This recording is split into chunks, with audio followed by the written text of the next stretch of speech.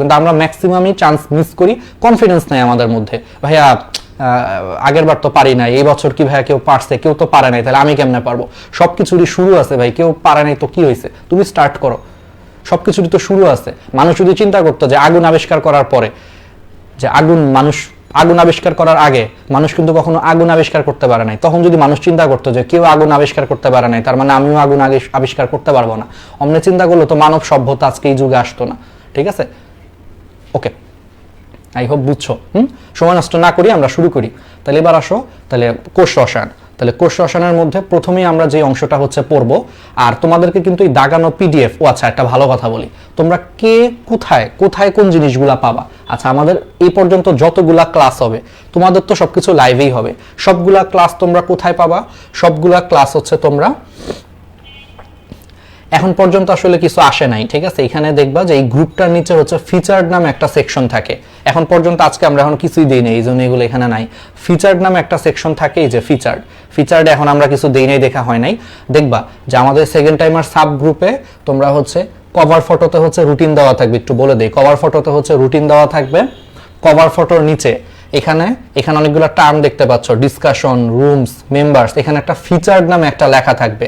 আমরা এখনো পর্যন্ত কিছু দেই নাই, যেই লেখাটা থাকবে এখানে, ওইখানে ক্লিক করবা। ওইখানে ক্লিক করলে আমাদের সমস্ত হচ্ছে আগের হয়ে যাওয়া ক্লাসগুলো, অর্থাৎ এর আগে কি কি ক্লাস হয়েছে সবগুলা ক্লাস সবকিছু সেখানেই হচ্ছে পেয়ে যাবা, ফিচার্ডে পেয়ে যাবা, আগের ক্লাস, আগের রিসোর্স, আগের নোটগুলা। বাট সেটা আমরা তোমাদেরকে হচ্ছে প্রোভাইড করব। আর আমরা ফার্স্ট টাইমারদের সাথে হচ্ছে কিছু ক্লাস হচ্ছে আমরা অলরেডি নিয়ে ফেলছি, ঠিক আছে? তোমরা জানো অলরেডি, সেই ক্লাসগুলো আমরা এখানে হচ্ছে দিয়ে দিব। তার মানে তোমরা শর্টের বাইরের চ্যাপ্টারগুলো সব লাইভে পাবা, জিকে ইংলিশ ফুল লাইভে পাবা। আর শর্টের কিছু ক্লাস হচ্ছে রেকর্ড করতে হবে, যেগুলো আগে হয়ে গেছে সেগুলো রেকর্ড করতে হবে, ধরো অর্ধেক, বাকি অর্ধেক হচ্ছে ফার্স্ট টাইমারদের সাথে হয়তোবা আমরা পরে পড়ায় দেবো রিভিশন দিয়ে, ঠিক আছে? বাট সবই পাবা তোমরা। তাহলে সমস্ত ধরনের রিসোর্স, মানে রিসোর্স বলতে দাগানো বইয়ের পিডিএফ, তারপরে হচ্ছে আমাদের পূর্বের ক্লাসগুলা, যত এক্সামগুলা হয়েছে সবকিছু তোমরা লিংক কোথায় পাবা? এই কভার ফটোর নিচে ফিচার্ডে পাবা, ঠিক আছে? এখন পর্যন্ত আমরা এই গ্রুপে ফিচার্ডে কিছু রাখি নাই দেখে এখানে কিছু নাই। রাখলে এখানে একটা অপশন আসবে ফিচার্ড, ওইখানে ক্লিক করবা, ক্লিক করে হচ্ছে দেখতে পারবা, ঠিক আছে? ওকে, ঠিক আছে। তাহলে এবার আসো কোষ রসায়ন। ওইখানে আমরা দাগানো টিডিএফ সব দিয়ে দিব, টেনশন করো না, সবকিছু পাবা, এই দাগানো বইয়ের পিডিএফ সবকিছু পাবা। ওকে, তাহলে এবার আসো, তাহলে কোষ রসায়ন জিনিসটা কি? কোষ রসায়ন হচ্ছে, সহজ কথা হচ্ছে, কোষের ভিতরে রসায়ন, অর্থাৎ কোষের ভিতরে যে বিভিন্ন রাসায়নিক পদার্থ আছে সেইগুলো নিয়ে আসলে যেখানে আলোচনা করা হয় সেটাই হচ্ছে কোষ রসায়ন, ঠিক আছে? তাহলে এখন আসো, কোষ রসায়নের মধ্যে প্রথমেই দেখো যে দেহের যে প্রোটোপ্লাজম, তাহলে দেহের প্রোটোপ্লাজম আছে, কোষের ভিতরে প্রোটোপ্লাজম আছে, সেই প্রোটোপ্লাজমের শতকরা 60 থেকে 90% হচ্ছে তোমার পানি। তাহলে আমাদের যে প্রোটোপ্লাজম আছে শরীরের ভিতরে, সেই প্রোটোপ্লাজমের হচ্ছে 60 থেকে 90% কি? পানি, ঠিক আছে? সাথে হচ্ছে 17টা হচ্ছে তোমার মৌলিক পদার্থ থাকতে পারে, জাস্ট সংখ্যা, আর কিছু পড়া লাগবে না, এখান থেকে কিচ্ছু লাগবে না, এগুলো ইম্পর্টেন্ট না। এবার আসো,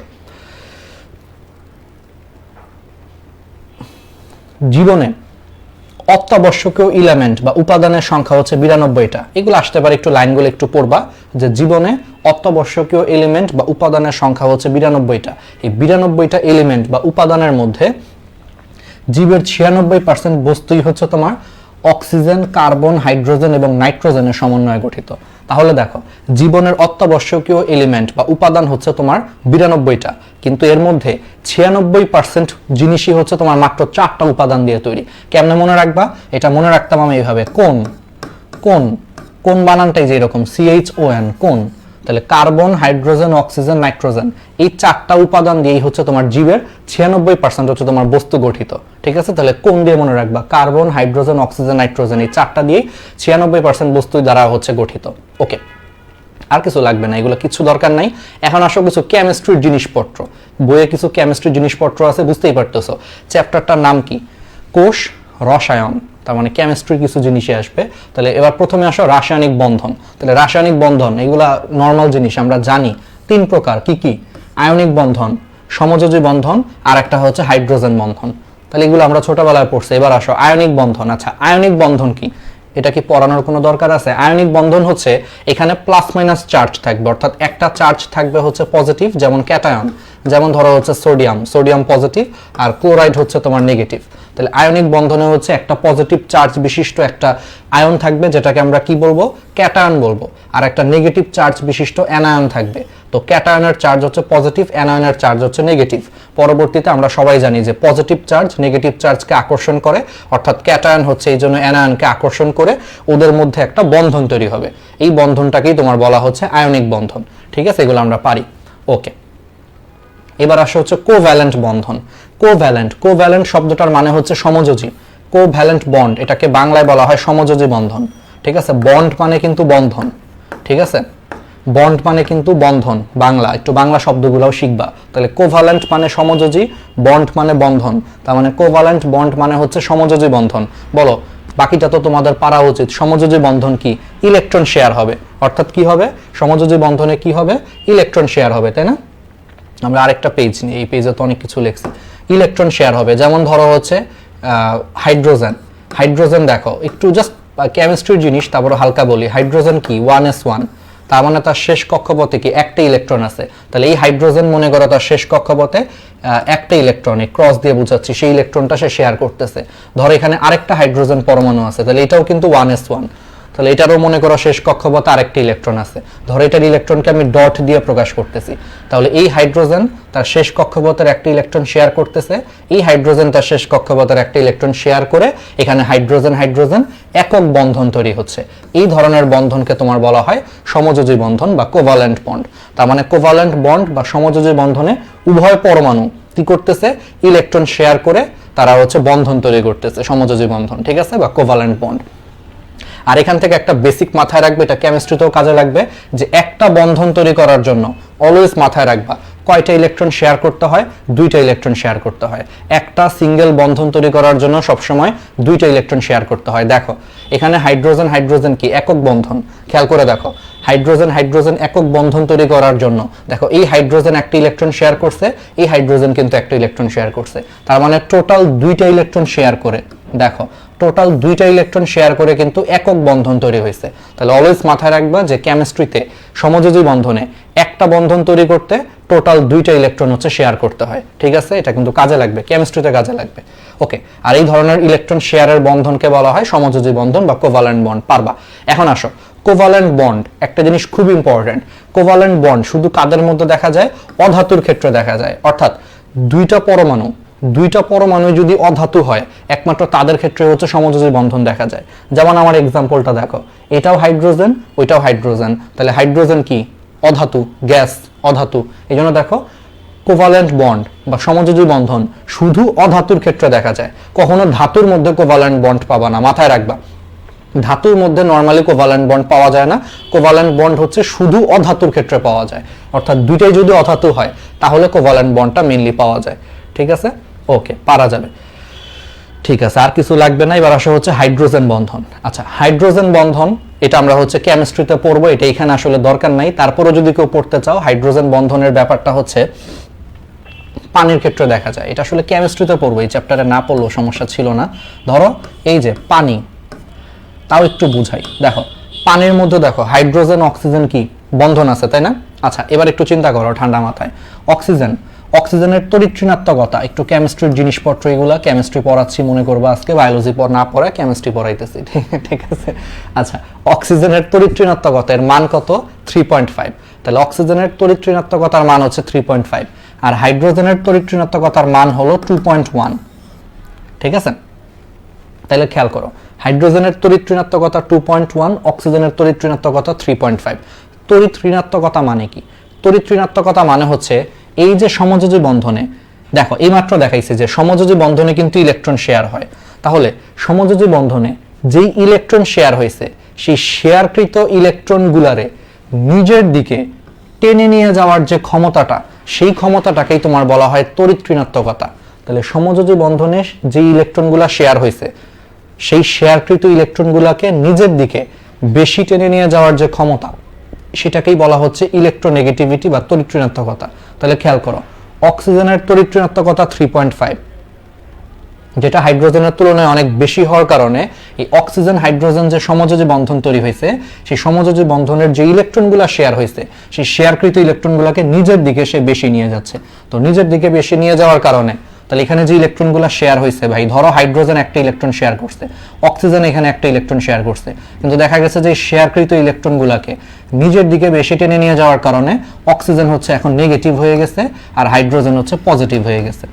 কারণ বুঝতেই পারতেছো এই ইলেকট্রনগুলা নিয়ম কি ছিল, নিয়ম ছিল যে ইলেকট্রনগুলো 50-50 শেয়ার করবে, কিন্তু দেখা গেল যে অক্সিজেনের তড়িৎ ঋণাত্মকতা বেশি হওয়ার কারণে সেই ইলেকট্রনগুলোকে 90% নিজের দিকে নিয়ে গেছে, মাত্র 10% মনে করো ওর দিকে রয়ে গেছে, 90% হচ্ছে নিজের দিকে নিয়ে গেছে। তাহলে 90% ইলেকট্রন যদি ওর দিকে যায়, ইলেকট্রন কি নেগেটিভ, ফলে বেশি ইলেকট্রন এখানে যাওয়ার কারণে অক্সিজেন নেগেটিভ হয়ে গেছে, হাইড্রোজেন পজিটিভ হয়ে গেছে।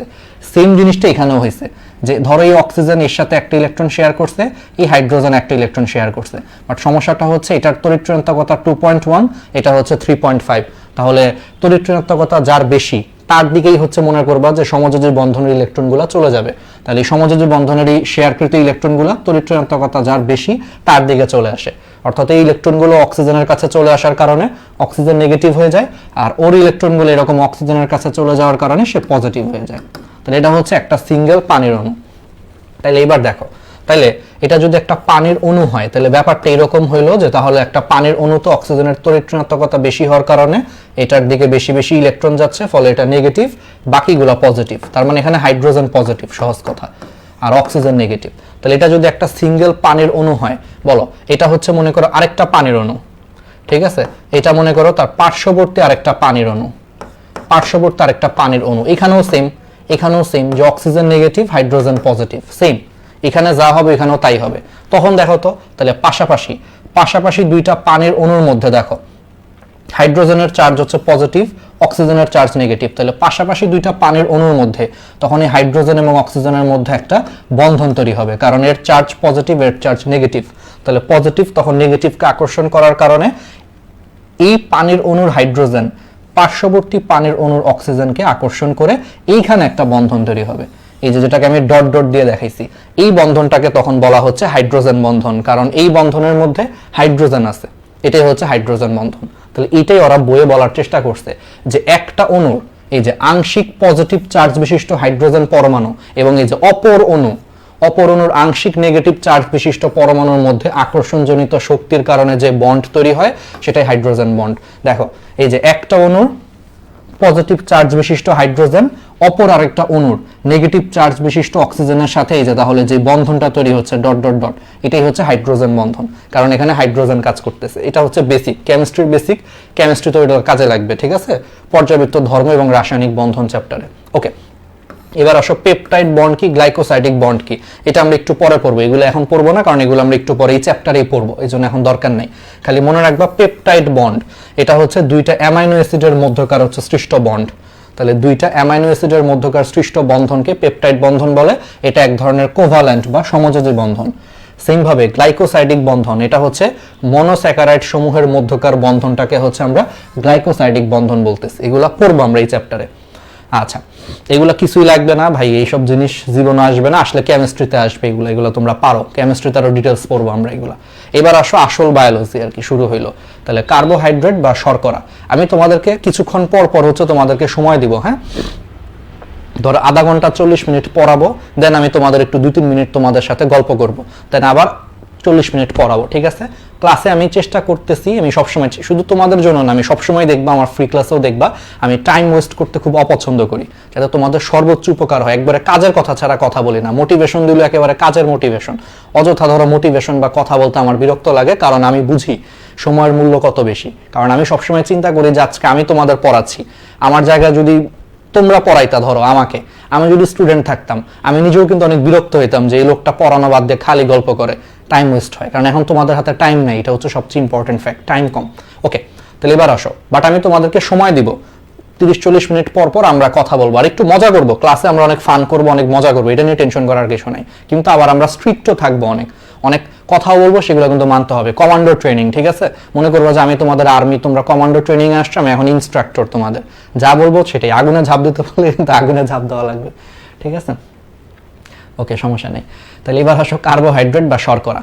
আচ্ছা, তাহলে কার্বোহাইড্রেট বা শর্করা সেটা হচ্ছে কার্বন, হাইড্রোজেন এবং অক্সিজেনের সমন্বয়ে গঠিত যৌগকে কার্বোহাইড্রেট বলা হয়। কি বলা হয় দেখো, সাধারণভাবে কার্বন, হাইড্রোজেন এবং অক্সিজেন তাহলে মনে রাখবা কেমনে, দেখো CHO দিয়ে আমি মনে রাখতাম। দেখো CHO, বলো এই CHO এটা কার কার্যকরী মূলক বলো তো? অ্যালডিহাইডের কার্যকরী মূলক। তাহলে আমরা মনে রাখবা কার্বন হাইড্রোজেন অক্সিজেন CHO। তাহলে কার্বন হাইড্রোজেন এবং অক্সিজেনের সমন্বয়ে গঠিত যৌগকে হচ্ছে আমরা কার্বোহাইড্রেট বলি, যেখানে কার্বন হাইড্রোজেন অক্সিজেন এই তিনটার অনুপাত হচ্ছে তোমার 1:2:1 থাকে। খুবই ইম্পর্টেন্ট। তার মানে কার্বোহাইড্রেটে সাধারণভাবে কার্বন হাইড্রোজেন এবং অক্সিজেনের অনুপাত থাকে হচ্ছে 1:2:1। যেমন গ্লুকোজ, দেখো গ্লুকোজের সংকেত কি দেখো, C6H12O6। ঠিক আছে, দেখো গ্লুকোজের সংকেত হচ্ছে, তুমি নিজেই চিন্তা করো, C6H12O6। তাহলে এখানে কার্বন হাইড্রোজেন অক্সিজেন অনুপাতগুলো চিন্তা করো, 6:12:6। দেখো 6 দিয়ে কাটাকাটি করা যায়, 6 দিয়ে কাটাকাটি করলে দেখো 6 একে 6, দেখো 6 দুগুণে 12, 6 একে 6। তাহলে অনুপাত কত আসছে? 1:2:1। বুঝতে পারছো? 6 দিয়ে কাটাকাটি করো, 6 একে 6, 6 দুগুণে 12, 6 একে 6, তাহলে 1:2:1। তাহলে দেখছো যেমন গ্লুকোজে তাহলে কার্বন হাইড্রোজেন এবং অক্সিজেনের পরমাণুর অনুপাত হচ্ছে 1:2:1। তবে অনেক যৌগ আছে যেখানে এই ধরনের কোনো অনুপাত হচ্ছে তোমার থাকে না, যেমন সুক্রোজ। যেমন কি সুক্রোজ, সুক্রোজে হচ্ছে দেখো C12H22O11 সুক্রোজ। আবার কিছু থাকে যেগুলো হচ্ছে কার্বোহাইড্রেট না, যেমন ফর্মালডিহাইড। ফর্মালডিহাইড কিন্তু নাম শুনে বুঝতেছো, দেখো এগুলো মুখস্থ করার কিছু নাই, জৈব রসায়নের কিন্তু এইটুকু জিনিস আমরা সবাই জানি। ফর্মালডিহাইড HCHO, এটা একটা অ্যালডিহাইড। তো অ্যালডিহাইড তো আর কখনো কার্বোহাইড্রেট হবে না। তারপরে হচ্ছে অ্যাসিটিক অ্যাসিড, যেটার সংকেত হচ্ছে CH3COOH। তাহলে অ্যাসিটিক অ্যাসিড, ফর্মালডিহাইড, এগুলাতে কিন্তু আবার দেখবা যে কার্বন হাইড্রোজেন এবং অক্সিজেনের অনুপাত হচ্ছে 1:2:1, কিন্তু এগুলা কিন্তু কার্বোহাইড্রেট না। তার মানে আমরা বুঝলাম যে সাধারণভাবে কার্বোহাইড্রেট হচ্ছে কার্বন হাইড্রোজেন এবং অক্সিজেনের অনুপাত হলো 1:2:1, এটা সাধারণভাবে, কিন্তু সবসময় এটা মেনটেন করে না। আবার কিছু পদার্থ আছে যারা কার্বোহাইড্রেট না, বাট ওদের ক্ষেত্রে 1:2:1 মেনটেন করা হয়। তো এগুলা হচ্ছে মনে রাখবা। আচ্ছা, এবার আসো তাহলে বর্তমানে কার্বোহাইড্রেট বলতে কি বোঝায়? আচ্ছা, তাহলে বর্তমানে কার্বোহাইড্রেট হচ্ছে যে সকল অ্যালডিহাইড, তাহলে যে সকল অ্যালডিহাইড বা কিটোন জাতীয় যৌগ, অনেকগুলা হচ্ছে হাইড্রক্সিল গ্রুপ থাকে। তাহলে যে সমস্ত অ্যালডিহাইড বা কিটোন জাতীয় যৌগে অ্যাকচুয়ালি অনেকগুলো হাইড্রক্সিল গ্রুপ থাকে, অথবা যারা হচ্ছে আর্দ্র বিশ্লিষ্ট হয়ে কতগুলো হচ্ছে হাইড্রক্সিল গ্রুপ যুক্ত হচ্ছে তোমার অ্যালডিহাইড বা কিটোন উৎপন্ন করে, সেই সমস্ত যৌগকে আসলে হচ্ছে তোমার কি বলা হয়? কার্বোহাইড্রেট বলা হয়।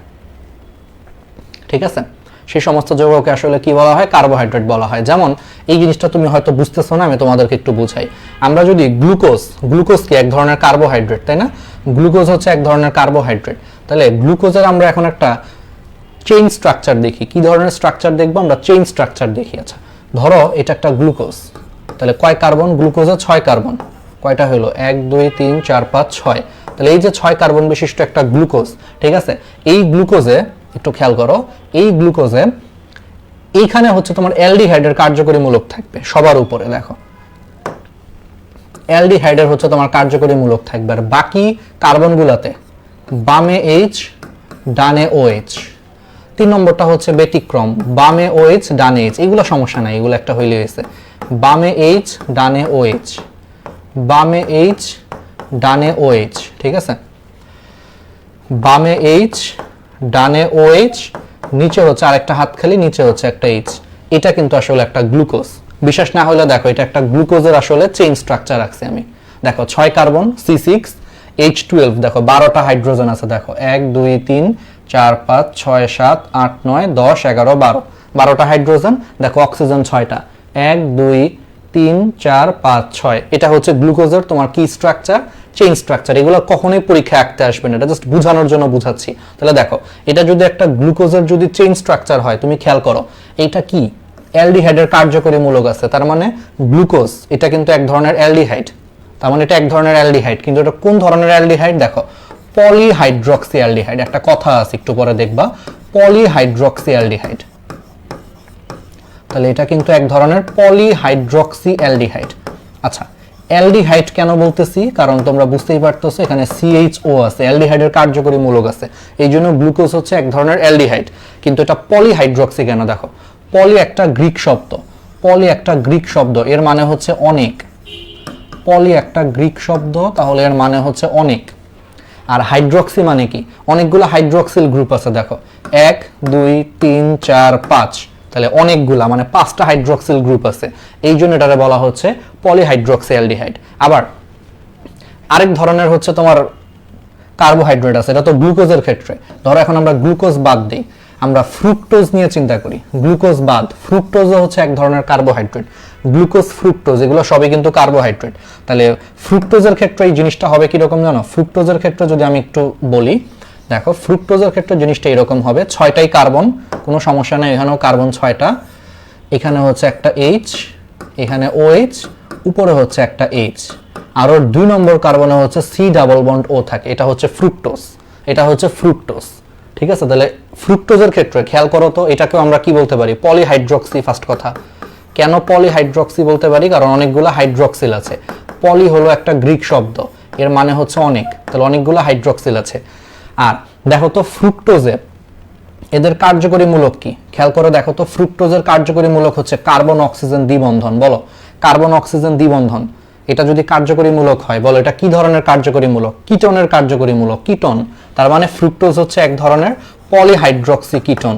তাহলে আমরা বলতে পারি পলিহাইড্রক্সি কিটোন এটা অ্যাকচুয়ালি ফ্রুক্টোজ মানে কার্বোহাইড্রেট, অথবা পলিহাইড্রক্সি অ্যালডিহাইড এটা হচ্ছে তোমার গ্লুকোজ, তার মানে এক ধরনের কার্বোহাইড্রেট। দ্যাট মিন্স খুবই ইম্পর্টেন্ট। তাহলে কার্বোহাইড্রেট হচ্ছে আসলে দেখো পলিহাইড্রক্সি অ্যালডিহাইড বা পলিহাইড্রক্সি কিটোন, অথবা এদের উদ্ভূত যৌগগুলাই হচ্ছে কার্বোহাইড্রেট। তাহলে এবার বুঝছো, বইয়ে কিন্তু একটা লাইন আসে, এটা মেডিকেলে আসে, যে পলিহাইড্রক্সি অ্যালডিহাইড বা পলিহাইড্রক্সি কিটোন এটা কোন ধরনের যৌগ? কার্বোহাইড্রেট। দেখছো, এই যে তাহলে কার্বোহাইড্রেট হচ্ছে পলিহাইড্রক্সি অ্যালডিহাইড বা পলিহাইড্রক্সি কিটোন অথবা এদের যৌগগুলা। ঠিক আছে, তাহলে বোঝা গেছে। এবং এই জন্যই বলা হয়েছে যে তাহলে যে সকল অ্যালডিহাইড বা কিটোন জাতীয় যৌগে দেখো এই যে কতগুলো হাইড্রক্সিল গ্রুপ থাকে, এরাই আলটিমেটলি হচ্ছে কার্বোহাইড্রেট। তাহলে এবার বুঝছো একবারে ক্লিয়ার, এই লাইনটার অর্থ ক্লিয়ার, মেডিকেলে কিন্তু আসবে। এখন আসো কার্বোহাইড্রেটের নামটা, এটা আসলে নামটা আসছে হাইড্রেটস অফ কার্বন থেকে। তাহলে এগুলার নাম কোত্থেকে আসছে? এগুলার নাম কোত্থেকে আসছে? হাইড্রেটস অফ কার্বন থেকে। আচ্ছা, হাইড্রেটস শব্দটার মানে হচ্ছে, দেখো হাইড্রেটস শব্দটা আসছে হাইড্রো, হাইড্রো মানে হচ্ছে পানি, হাইড্রো মানে হচ্ছে পানি বা জল। পানিকে আমরা কি বলি? জল বলি, কলকাতায় হচ্ছে জল বলে, একই কথা, সমস্যা নেই। তাহলে হাইড্রেটস মানে হাইড্রো মানে পানি বা জল। তাহলে হাইড্রেটস অফ কার্বন বলে এর নাম কি? তাহলে এর বাংলা হচ্ছে কার্বনের জলায়ন, কারণ হাইড্রেটস মানে পানি বা জল, আর কার্বন তো কার্বন, তার মানে কার্বনের জলায়ন।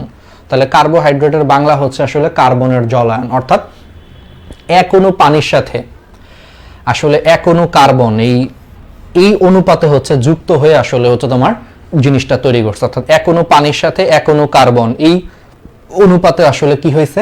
কার্বোহাইড্রেট গুলো হচ্ছে তোমার তৈরি হয়েছে। ঠিক আছে, বুঝতে পারছো? আচ্ছা, কেন এটা বলা হয়েছে চলো একটু বুঝাই।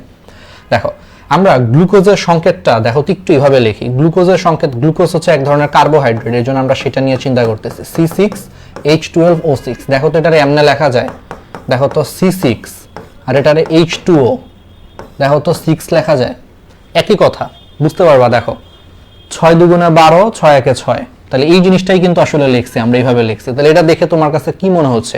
এটা দেখে মনে হচ্ছে 6 অণু পানির সাথে 6 অণু কার্বন যুক্ত হয়ে গ্লুকোজ তৈরি করছে, মানে কার্বোহাইড্রেট তৈরি করছে, এটাই বলছে। তার মানে প্রত্যেক অণু পানির সাথে একটা করে হচ্ছে কার্বন যুক্ত হয়ে আলটিমেটলি কার্বোহাইড্রেট তৈরি করছে, যে 6 অণু পানির সাথে 6 অণু কার্বন, তার মানে প্রত্যেক অণু পানির সাথে প্রত্যেকটা কার্বন মিলে কার্বোহাইড্রেট তৈরি করছে, এটাই বলছে আসলে। ঠিক আছে, যে তাহলে প্রতি অণু পানির সাথে তাহলে এক অণু কার্বন আসলে অনুপাতে যুক্ত হয়ে তোমার আলটিমেটলি কার্বোহাইড্রেট তৈরি করছে, আর কিছু লাগবে না। এখন আসো অধিকাংশ উদ্ভিদের, খুবই ইম্পর্টেন্ট, দেখো এই যে লাইনটা ম্যাট, যখনই দেখবো যে আমাদের বইয়ে ম্যাট লেখা, ম্যাট মানে কি? মেডিকেল অ্যাডমিশন টেস্ট, তার মানে এটা মেডিকেল অ্যাডমিশন টেস্ট 10-11 সেশনে আসছিল, যে অধিকাংশ উদ্ভিদের শুকনো ওজনের কত ভাগ হচ্ছে কার্বোহাইড্রেট? 50 থেকে 80 ভাগ। তাহলে অধিকাংশ উদ্ভিদের শুকনো ওজনের শতকরা 50 থেকে 80 ভাগ হচ্ছে তোমার কার্বোহাইড্রেট। খুবই ইম্পর্টেন্ট, খুবই ইম্পর্টেন্ট একটা এমসিকিউ। আর আরেকটা জিনিস তোমাদেরকে বলে দেই, অনেকে তোমরা বলতে পারো যে ভাইয়া আপনার যে দাগানো পিডিএফটা আছে সেটা আমরা কোথায় পাবো?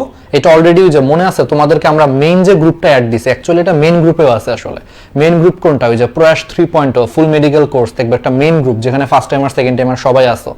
তোমরা কোর্সে এনরোল করার পরে যেখানে তোমরা প্রথম রিকোয়েস্ট পাঠাইছো, সহজ কথা কোর্সে আমাদের পেমেন্ট করার পরে একটা গ্রুপে আমরা রিকোয়েস্ট পাঠাইতে বলছিলাম না, কোর্সের মধ্যে লিংক দেওয়া ছিল, ওই গ্রুপটা হচ্ছে আমাদের মেইন গ্রুপ। তো মেইন গ্রুপের ওই যে কভার ফটোর নিচে ফিচার্ড নামে এক সেকশন আছে, মেইন গ্রুপে ফিচার্ড আছে আবার, সেখানে আসলে সমস্ত আগের ক্লাস আগের সবকিছু তোমরা পাবা। সেগুলো আমরা এই গ্রুপেও দিয়ে দিব না। আমাদের মডারেটর আছে আসিফ হচ্ছে, ওকে আমি বলে দিব না আজকে বা আজকে রাত্রে বা কালকের দিকে ও হচ্ছে তোমার এখানে অ্যাড করে দিবে, কাল পরশুর মধ্যে অ্যাড করে দিবে, ঠিক আছে? সব মানে রিসোর্সগুলো কাল পরশুর মধ্যে পেয়ে যাবা। বেচারা হচ্ছে তোমাদের সাথেই, তোমাদের ব্যাচেও আজকে এগ্রি পরীক্ষা দিয়ে আসছে, ও মনে এখন আবার বাড়ি যাচ্ছে, ঠিক আছে? রাজশাহীর ছেলে, বেশ ভালো ছেলেটা, বেশ ভালো অ্যাক্টিভ। তো আজকে এগ্রি পরীক্ষা দিতে আসছিল ঢাকাতে, যাই হোক কালকের মধ্যে তোমাদেরকে দিয়ে দিবে। তো সেখানে তোমরা হচ্ছে দাগানো বইয়ের কিন্তু পিডিএফ পাবা, অথবা মেইন গ্রুপ আছে যেখানে তোমরা প্রথম রিকোয়েস্ট পাঠাইছো, সেই মেইন গ্রুপের ফিচার্ডে গেলেও তোমরা দাগানো বইয়ের পিডিএফ পাবা, সেখানেও দেওয়া আছে। আর কাল পরশুর মধ্যে এই গ্রুপেও আমরা দিয়ে দিব, ঠিক আছে? তো কেন বলতেছি, অনেকে আমাদেরকে প্রশ্ন করছে, সিলি প্রশ্ন, এটা স্বাভাবিক। মানে মাঝে মাঝে তোমাদের প্রশ্ন শুনলে আসলে অনেক হাসি পায়, এটা অবশ্য স্বাভাবিক, আসলে একটু টেনশনও থাকে।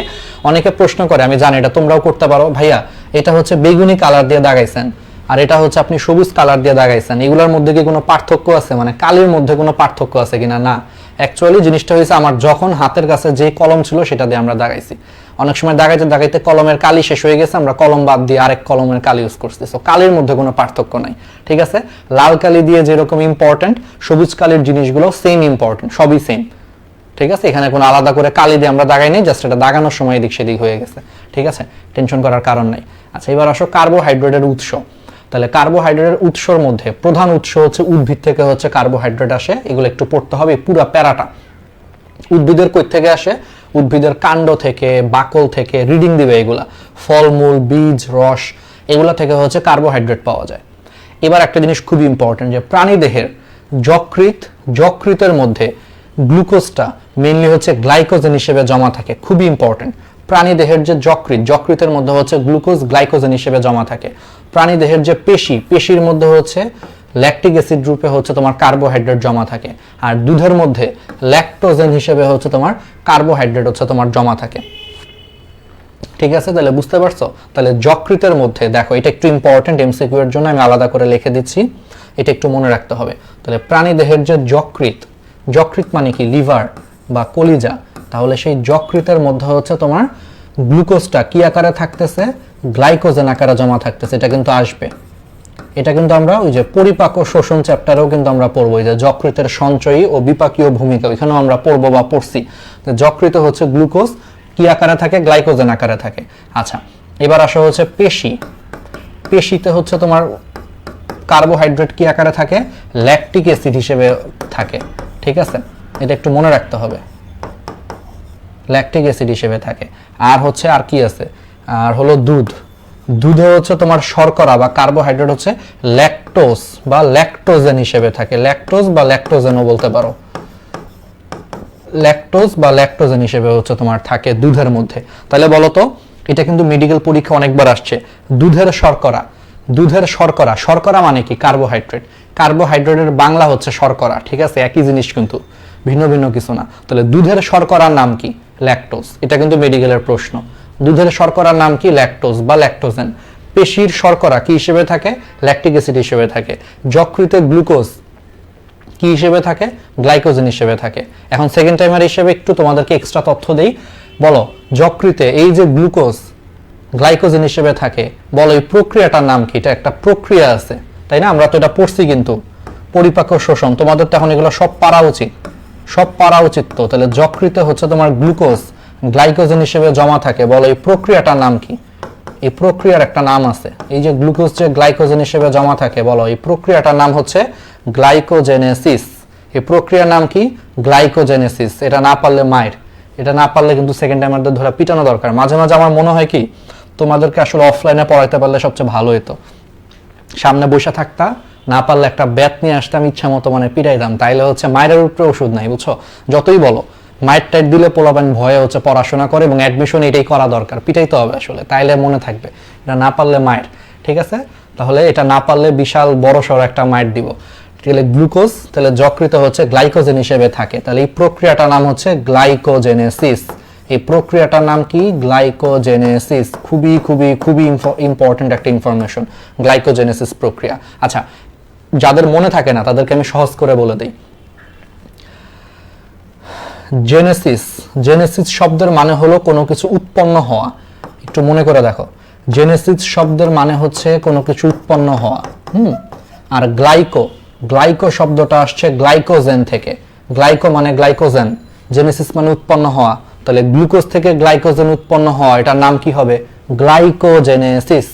গ্লাইকো মানে গ্লাইকোজেন, জেনেসিস মানে কোনো কিছু উৎপন্ন হওয়া, তাহলে গ্লুকোজ থেকে গ্লাইকোজেন উৎপন্ন হওয়া, গ্লাইকোজেনেসিস। মনে থাকবে, এভাবে ভেঙে ভেঙে পড়বা, তাহলে বায়োলজি শব্দ ভেঙে পড়লে ইজি হয়ে যায়। গ্লাইকো মানে গ্লাইকোজেন, জেনেসিস মানে উৎপন্ন হওয়া, তার মানে গ্লাইকোজেন উৎপন্ন হওয়াটা গ্লাইকোজেনেসিস। ঠিক আছে, পারা যাবে। এবার আসো কার্বোহাইড্রেটের হচ্ছে বৈশিষ্ট্য। চলো একটু বৈশিষ্ট্যে চলে আসি। কার্বোহাইড্রেট হচ্ছে তোমার দানাদার, যেমন চিনি, চিনি হচ্ছে এক ধরনের কার্বোহাইড্রেট, তাহলে চিনি সবাই আমরা খাইছি, তাহলে চিনি হচ্ছে দানাদার।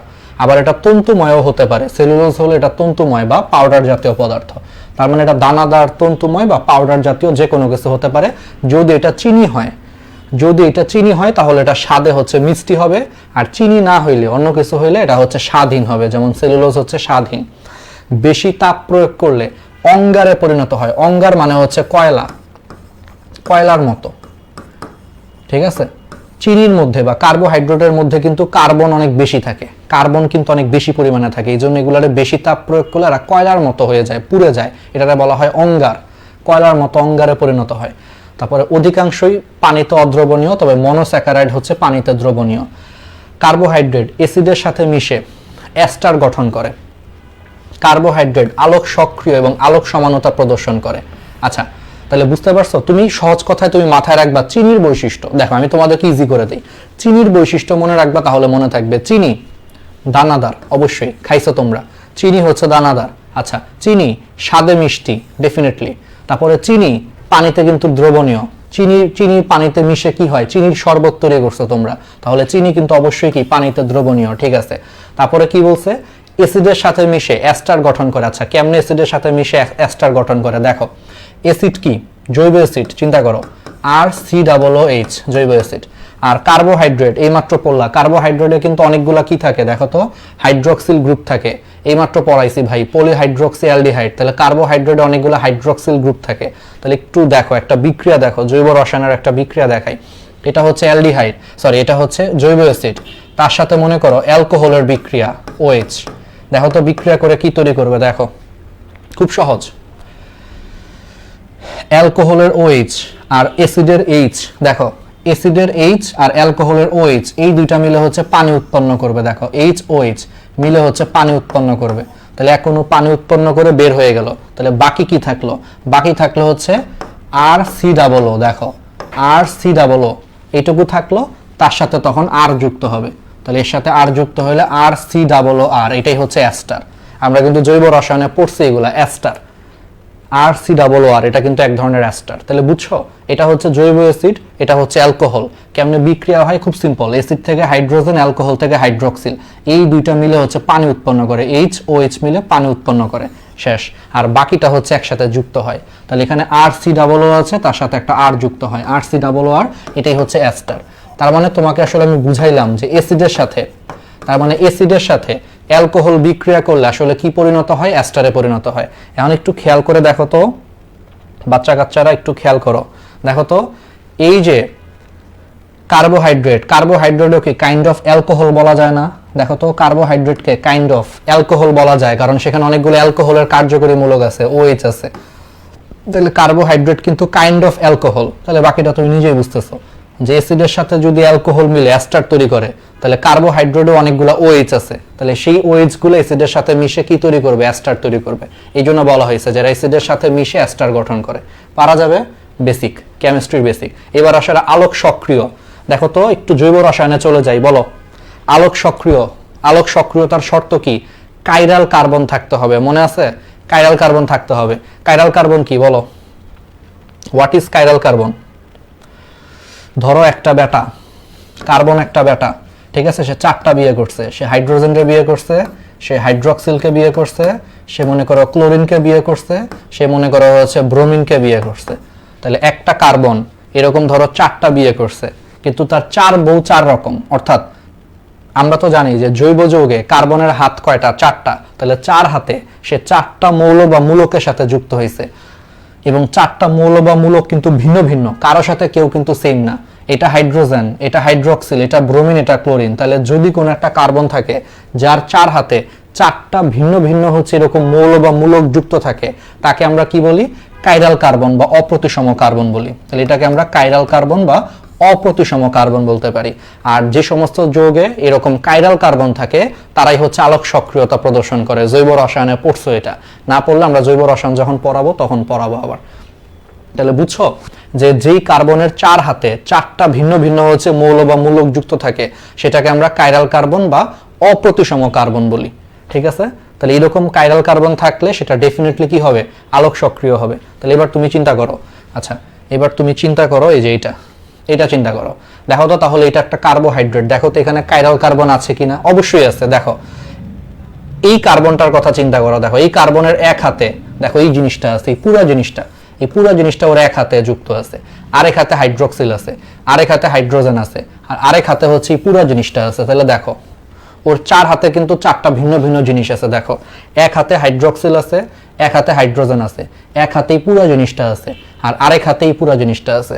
তাহলে 4টা কিন্তু ভিন্ন ভিন্ন, তাহলে এই বেটা কিন্তু কাইরাল কার্বন। এই জন্য এখানে কাইরাল কার্বন আছে, এই জন্য কার্বোহাইড্রেট গুলো আলোক সক্রিয় প্রদর্শন করে, আলোক সমানতা প্রদর্শন করে। পারবা? এবার আসো, তাহলে জীবদেহে কার্বোহাইড্রেটের কাজ কি? কার্বোহাইড্রেটের প্রধান কাজ হচ্ছে এটা শক্তির উৎস হিসেবে কাজ করে। দেখো আমরা ভাত খাই, বলো ভাতের মধ্যে কি আছে? কার্বোহাইড্রেট আছে। সেই কার্বোহাইড্রেট আমাদের কিসের কাজে লাগে? শক্তি যোগায়। ভাত খেয়ে অনেকে দেখবো যে অনেক শক্তিশালী হয়ে গেছে। ঠিক আছে? তাহলে জীবদেহের শক্তি প্রধান উৎস হিসেবে কার্বোহাইড্রেট কাজ করে, এবং কার্বোহাইড্রেট জারিত হয়ে শক্তি উৎপন্ন হয়।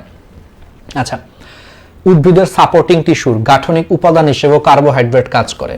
তারপরে উদ্ভিদ দেহ গঠনকারী পদার্থগুলোর কার্বন কাঠামো বা কার্বন স্কেলেটন প্রদান করে।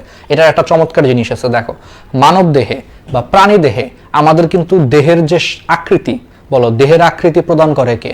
কঙ্কাল বা স্কেলেটন বা কঙ্কাল হচ্ছে কি করে? আমাদের দেহের আকৃতি প্রদান করে। কিন্তু উদ্ভিদের ক্ষেত্রে কি এরকম কোনো কঙ্কাল আছে? নাই।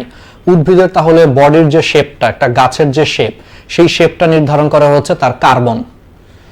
উদ্ভিদের কার্বনগুলো আলটিমেটলি তার দেহের শেপ নির্ধারণ করে। মানুষের ক্ষেত্রে যেমন আমাদের বডির শেপগুলো, আমাদের কঙ্কাল বা স্কেলেটন হচ্ছে তোমার আমাদের দেহের আকৃতি প্রদান করছে, উদ্ভিদ দেহে তো এরকম কোনো কঙ্কাল নাই। তাহলে ওদের ক্ষেত্রে আকৃতি প্রদান করে হচ্ছে এই কার্বন। আর এই কার্বনগুলো কোত্থেকে আসে? কার্বোহাইড্রেট হিসেবে আসে।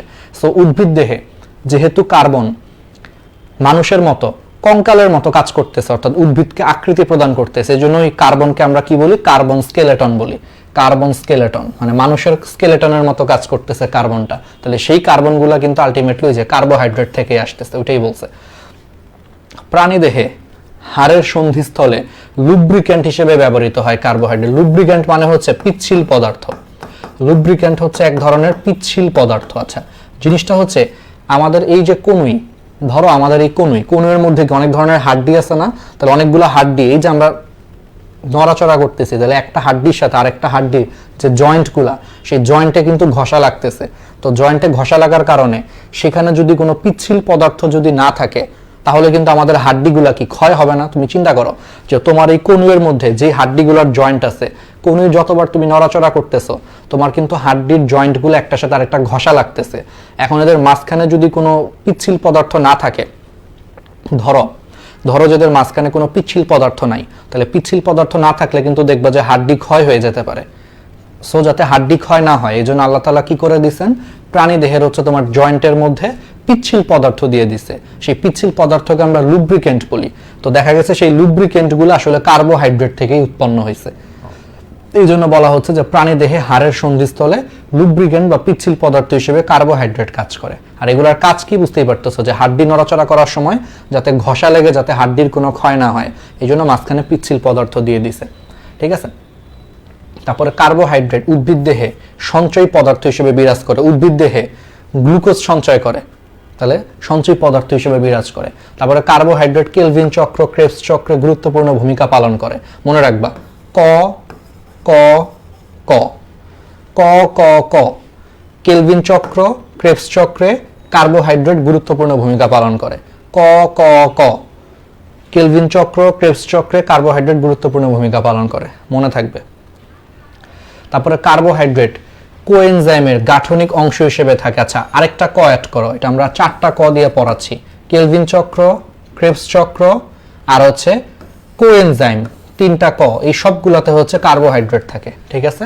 তাহলে কোএনজাইমের গাঠনিক উপাদান হিসেবে কার্বোহাইড্রেট থাকে। কয়েকটা কোএনজাইমের নাম মনে রাখবা, এটিপি, এফএডি, এনএডিপি কোএনজাইম। আচ্ছা, ফ্যাটি অ্যাসিড এবং অ্যামিনো অ্যাসিড বিপাকে সাহায্য করে, বাকিগুলো রিডিং দিও, বাকিগুলো তো ইম্পর্টেন্ট না। ফ্যাটি অ্যাসিড এবং অ্যামিনো অ্যাসিড বিপাকে সাহায্য করে। তারপরে হচ্ছে নিউক্লিক অ্যাসিড। আচ্ছা, এটা একটু খেয়াল করো, নিউক্লিক অ্যাসিড কি?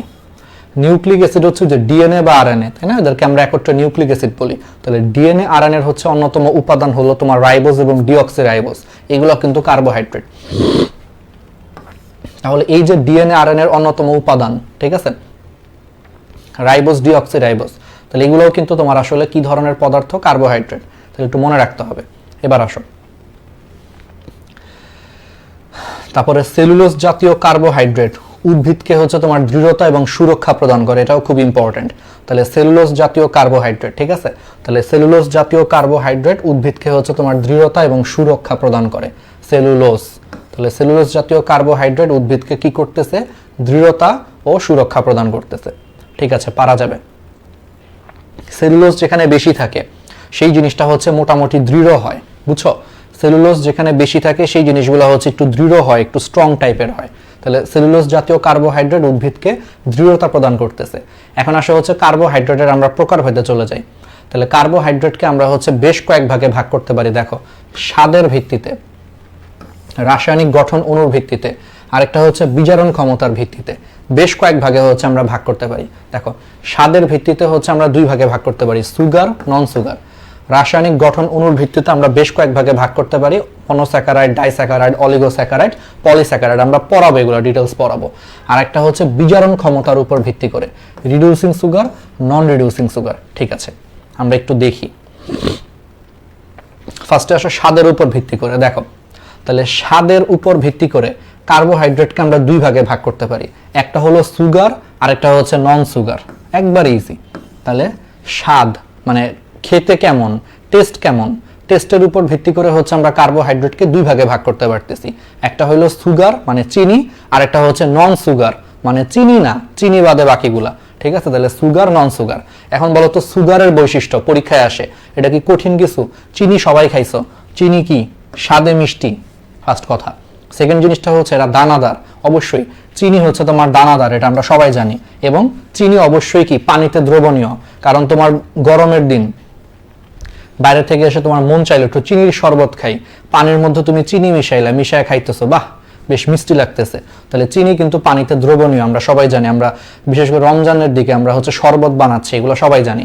তাহলে সুগারগুলো হচ্ছে তাহলে স্বাদে মিষ্টি, দানাদার এবং অবশ্যই কি পানিতে দ্রবণীয় হবে, বুঝতেই পারতেছো, কারণ চিনি হচ্ছে পানিতে দ্রবণীয়। তাহলে এক্সাম্পল কি? মনোস্যাকারাইড গুলো, গ্লুকোজ, ফ্রুক্টোজ, সুক্রোজ, এগুলো হচ্ছে সুগার, ঠিক আছে? এবার আসো নন সুগার। নন সুগার মানে কি? এরা চিনি না। তাহলে চিনি না মানে কি? সব উল্টা। তাহলে সব উল্টা হবে, সিম্পল। তার মানে স্বাদে মিষ্টি নয়, অদানাদার এবং পানিতে অদ্রবণীয়, ব্যাস। সুগার যদি ভাই স্বাদে মিষ্টি হয়, দানাদার হয়, পানিতে দ্রবণীয় হয়, বুঝতেই পারতেছো, তাহলে নন সুগার হচ্ছে ঠিক উল্টা। তাহলে স্বাদে মিষ্টি নয়, অদানাদার এবং পানিতে অদ্রবণীয়, ব্যাস। এক্সাম্পল কি? Starch, cellulose, glycogen. তাহলে স্টার্চ, সেলুলোজ, গ্লাইকোজেন এগুলো হচ্ছে তোমার নন সুগার, ঠিক আছে, পারা যাবে। এবার আসো রাসায়নিক গঠন অণুর ভিত্তিতে। দেখো, রাসায়নিক গঠন অণুর ভিত্তিতে কার্বোহাইড্রেটকে প্রধানত হচ্ছে 4 শ্রেণীতে ভাগ করা হয়, দেখছো? তাহলে রাসায়নিক গঠন অণুর ভিত্তিতে কার্বোহাইড্রেটকে প্রধানত 4 শ্রেণীতে, কয় শ্রেণীতে? 4 শ্রেণীতে ভাগ করা হয়। এগুলো কি কি? দেখো, মনোস্যাকারাইড, ডাইস্যাকারাইড, অলিগোস্যাকারাইড এবং হচ্ছে তোমার পলিস্যাকারাইড, দেখছো? তাহলে রাসায়নিক গঠন অণুর উপর ভিত্তি করে কার্বোহাইড্রেটকে আবার আমরা 4 ভাগে ভাগ করতে পারি, মনোস্যাকারাইড, ডাইস্যাকারাইড, অলিগোস্যাকারাইড, পলিস্যাকারাইড। চলো তাহলে এবার আসা হচ্ছে ফার্স্টে আমরা হচ্ছে মনোস্যাকারাইড। তাহলে মনোস্যাকারাইড শব্দটা এটা একটা গ্রিক শব্দ থেকে আসছে। মনো শব্দের মানে হচ্ছে এক, স্যাকারিন মানে হচ্ছে চিনি। তার মানে মনোস্যাকারাইড হচ্ছে যে সমস্ত কার্বোহাইড্রেটকে হাইড্রোলাইসিস করলে শুধুমাত্র একটা চিনি পাওয়া যায়, একক চিনি পাওয়া যায়, ঠিক আছে, সেই সমস্ত কার্বোহাইড্রেটকে তোমার বলা হয় মনোস্যাকারাইড। মানে সহজ কথা হচ্ছে দেখো, মনো একটা গ্রিক শব্দ, এর মানে হচ্ছে এক, স্যাকারাইড শব্দটা আসছে স্যাকারিন থেকে, স্যাকারিন মানে হচ্ছে চিনি। তাহলে যে সমস্ত কার্বোহাইড্রেটকে হাইড্রোলাইসিস করলে, হাইড্রোলাইসিস মানে কি, আর্দ্র বিশ্লেষণ করা। দেখো হাইড্রো মানে পানি, পানি মানে আর্দ্র, দেখো পানি মানে হচ্ছে আর্দ্র, লাইসিস মানে কোনো কিছুকে ভেঙে ফেলা বা বিশ্লেষণ করা, ঠিক আছে। লাইসিস শব্দটার মানে হচ্ছে কোনো কিছুকে ভেঙে ফেলা বা বিশ্লেষণ করা। তাহলে হাইড্রোলাইসিসের বাংলা হচ্ছে আর্দ্র বিশ্লেষণ করা বা পানির উপস্থিতিতে বিশ্লেষণ করা। হাইড্রো মানে পানি, লাইসিস মানে বিশ্লেষণ করা। তাহলে পানির উপস্থিতিতে বিশ্লেষণ বা আর্দ্র বিশ্লেষণ, এটাই হচ্ছে হাইড্রোলাইসিস। তাহলে দেখো যেসব কার্বোহাইড্রেটকে তাহলে হাইড্রোলাইসিস করলে একটাই তুমি চিনি পাবা, একটাই চিনি পাবা, আর কিছু পাবা না, সেটাকেই হচ্ছে তোমার কি বলা হয়, মনোস্যাকারাইড বলা হয়, ঠিক আছে।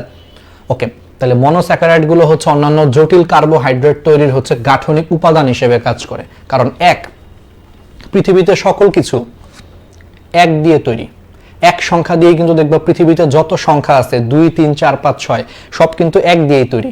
এককে তুমি 2 বার নাও 2, এককে 3 বার নাও 3, এককে 4 বার নাও 4, এরকম আর কি। তাহলে যেহেতু মনোস্যাকারাইড হচ্ছে একটাই চিনি আছে, তাহলে একটা চিনিকে তুমি 2 বার 3 বার 4 বার করে নিলে তুমি কিন্তু অন্যান্য বড় বড় চিনিগুলা তুমি পাবা, এটাই বলা হয়েছে। সেই জন্য অন্যান্য জটিল কার্বোহাইড্রেট তৈরির উপাদান হিসেবে বা ইউনিট হিসেবে কাজ করে আসলে এই মনোস্যাকারাইড গুলো। এখন আসো তাহলে মনোস্যাকারাইডের সাধারণ সংকেত হচ্ছে CnH2nOn, ওই যে 1:2:1 আর কি, ঠিক আছে। আচ্ছা, এখন মনোস্যাকারাইড সমূহের মধ্যে দেখো যে একটা মুক্ত অ্যালডিহাইড গ্রুপ বা একটা কিটোন গ্রুপ থাকে এবং একাধিক হচ্ছে হাইড্রক্সিল গ্রুপ থাকে, একটু আগে পড়াইছি। গ্লুকোজ, ফ্রুক্টোজ এগুলো সবই হচ্ছে মনোস্যাকারাইড। তাহলে খেয়াল করে দেখো সেখানে কি ছিল, একটা মুক্ত অ্যালডিহাইড গ্রুপ ছিল বা একটা মুক্ত কিটোন গ্রুপ ছিল, সাথে অনেকগুলো হচ্ছে হাইড্রক্সিল গ্রুপ ছিল, ঠিক আছে। আচ্ছা, মনোস্যাকারাইডে কার্বনের সংখ্যা হচ্ছে 3 থেকে 10। এখন আসো কার্বনের সংখ্যা অনুযায়ী আমরা মনোস্যাকারাইড গুলোকে হচ্ছে আমরা বেশ কয়েকটা ভাগে ভাগ করতে পারি। এর মধ্যে হচ্ছে দেখো 3 কার্বন বিশিষ্ট ট্রায়োস, 4 কার্বন বিশিষ্ট হচ্ছে টেট্রোস, 5 কার্বন বিশিষ্ট হচ্ছে তোমার পেন্টোস, 6 কার্বন বিশিষ্ট হেক্সোজ, এরকম অনেকগুলো ভাগে ভাগ করা যায়, ঠিক আছে। তাহলে মনোস্যাকারাইডে কার্বনের সংখ্যা কত, খুব ইম্পর্টেন্ট এমসিকিউ, কিন্তু এই লাইনটা খুব ইম্পর্টেন্ট। মনোস্যাকারাইডে কার্বনের সংখ্যা 3 থেকে 10, খুব ইম্পর্টেন্ট, 5 স্টার, পরীক্ষায় আসবেই, 3 থেকে 10। এর মধ্যে কোনো মনোস্যাকারাইডে যদি 3টা কার্বন থাকে সেটাকে আমরা নাম দিচ্ছি হচ্ছে ট্রায়োজ, ট্রাই মানে 3, তাহলে 3টা কার্বন থাকলে ট্রায়োজ, 4টা কার্বন থাকলে টেট্রোস, টেট্রা মানে 4, 5টা কার্বন থাকলে পেন্টোজ, 6 কার্বন থাকলে হেক্সোজ, 7 কার্বন থাকলে হেপ্টোজ, ইত্যাদি অনেকগুলো হচ্ছে তোমার ভাগে ভাগ করা হয়, ঠিক আছে। তাহলে পারা যাবে। এখন আসো মনোস্যাকারাইড গুলোর মধ্যে দেখো অ্যালডিহাইড গ্রুপ বা কিটোন গ্রুপ এগুলো হচ্ছে মুক্তভাবে থাকায় এরা বিজারক পদার্থ হিসেবে কাজ করে। এটা একটু তোমাদেরকে বুঝাই। দেখো এটা কি, এটা একটা মনোস্যাকারাইড ছিল, তাই না? আমি তোমাদেরকে বলছিলাম যে গ্লুকোজ বা ফ্রুক্টোজ এগুলো সবই কিন্তু মনোস্যাকারাইড। তাহলে গ্লুকোজ, ফ্রুক্টোজ যেহেতু তোমার মনোস্যাকারাইড, তাহলে খেয়াল করে দেখো যে মনোস্যাকারাইডের মধ্যে দেখো এই যে কিটোনের কার্যকরী মূলক বা একটু আগে আমি আঁকছিলাম গ্লুকোজ অ্যালডিহাইডের কার্যকরী মূলক, এই অ্যালডিহাইড বা কিটোনের কার্যকরী মূলকগুলো কিন্তু দেখো মুক্ত অবস্থায় আছে এবং এই অ্যালডিহাইড এবং কিটোন এরা কিন্তু বিজারণ ক্ষমতা আছে, মানে এরা বিজারক হিসেবে কাজ করতে পারে। তাহলে বুঝতে পারছো? খেয়াল করে দেখো যে মনোস্যাকারাইডে তাহলে কিটোনের কার্যকরী মূলক অথবা অ্যালডিহাইডের কার্যকরী মূলক এগুলো কিন্তু মুক্ত অবস্থায় থাকে, আর এই কিটোন বা অ্যালডিহাইডের কার্যকরী মূলকগুলো কিন্তু বিজারণ করতে পারে। তার মানে এরা কি হিসেবে কাজ করতেছে? এরা কিন্তু তোমার বিজারক হিসেবে কাজ করতেছে, ঠিক আছে। তাহলে এরা কি হিসেবে কাজ করতেছে? বিজারক হিসেবে হচ্ছে তোমার কাজ করতেছে। ওকে, তাহলে বিজারক পদার্থ হিসেবে কাজ করে। এই জন্য অ্যালডিহাইড বা কিটোন এই গ্রুপযুক্ত যে কার্বোহাইড্রেট গুলো আছে এগুলোকে রিডিউসিং সুগার বা বিজারক শর্করা বলা হয়, সিম্পল। তাহলে অ্যালডিহাইড বা কিটোন যে গ্রুপগুলা সেগুলো বিজারণ করতে পারে, এই জন্য এদেরকে হচ্ছে বিজারক শর্করা বলা হয়। তাহলে যে সমস্ত শর্করাতে অ্যালডিহাইড বা কিটোনের কার্যকরী মূলক আছে তারা বিজারণ করতে পারে, এই জন্য এদেরকে হচ্ছে রিডিউসিং সুগার বা বিজারক শর্করা বলা হয়, সিম্পল বেসিক। ওকে, এরা কি করে? যেমন বেনেডিক্ট দ্রবণের কিউপ্রিক হাইড্রোক্সাইডকে তারা বিজারিত করে কিউপ্রাস অক্সাইডে হচ্ছে তোমার পরিণত করে। তাহলে বুঝতে পারছো এটা জৈব রসায়নের বেসিক।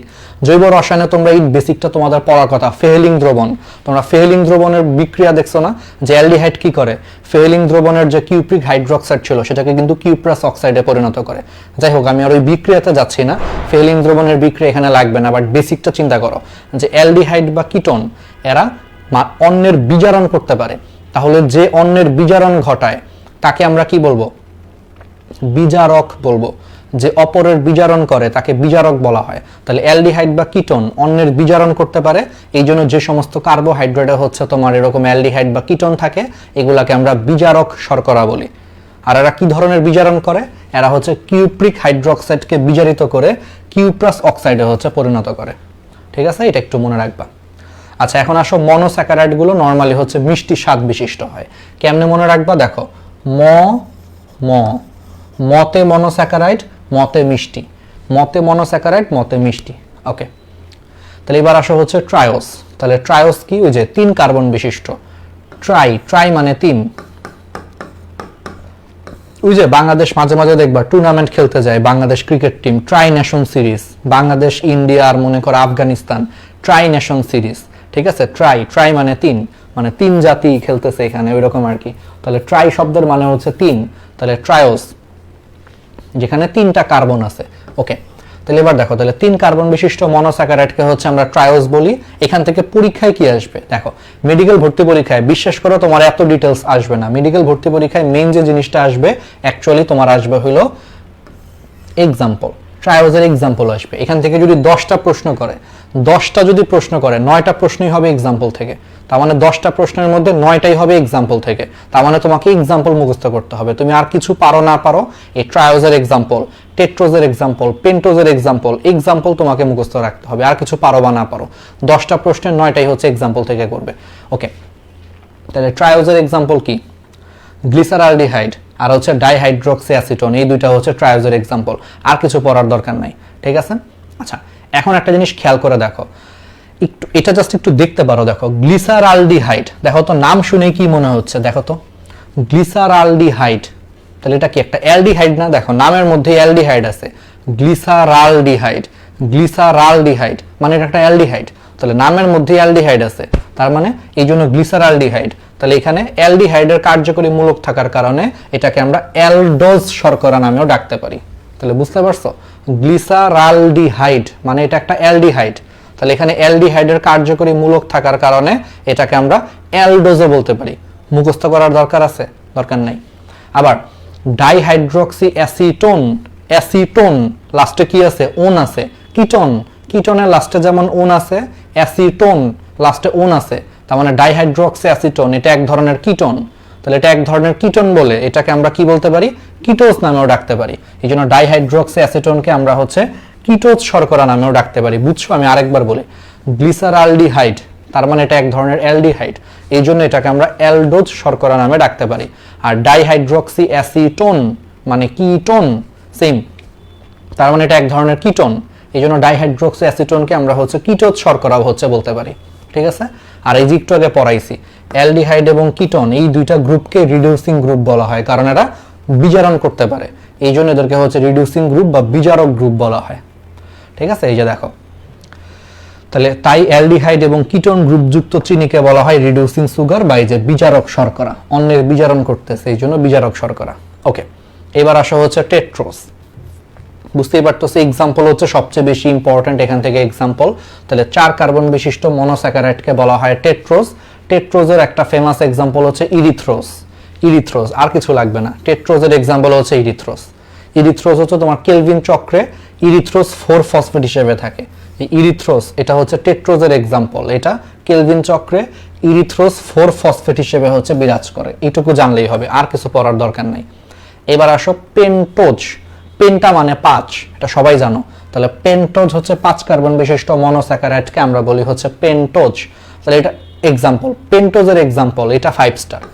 পেন্টোজের এক্সাম্পল পরীক্ষায় বেশি আসে, কেন আসে একটু পরে বুঝতে পারবা।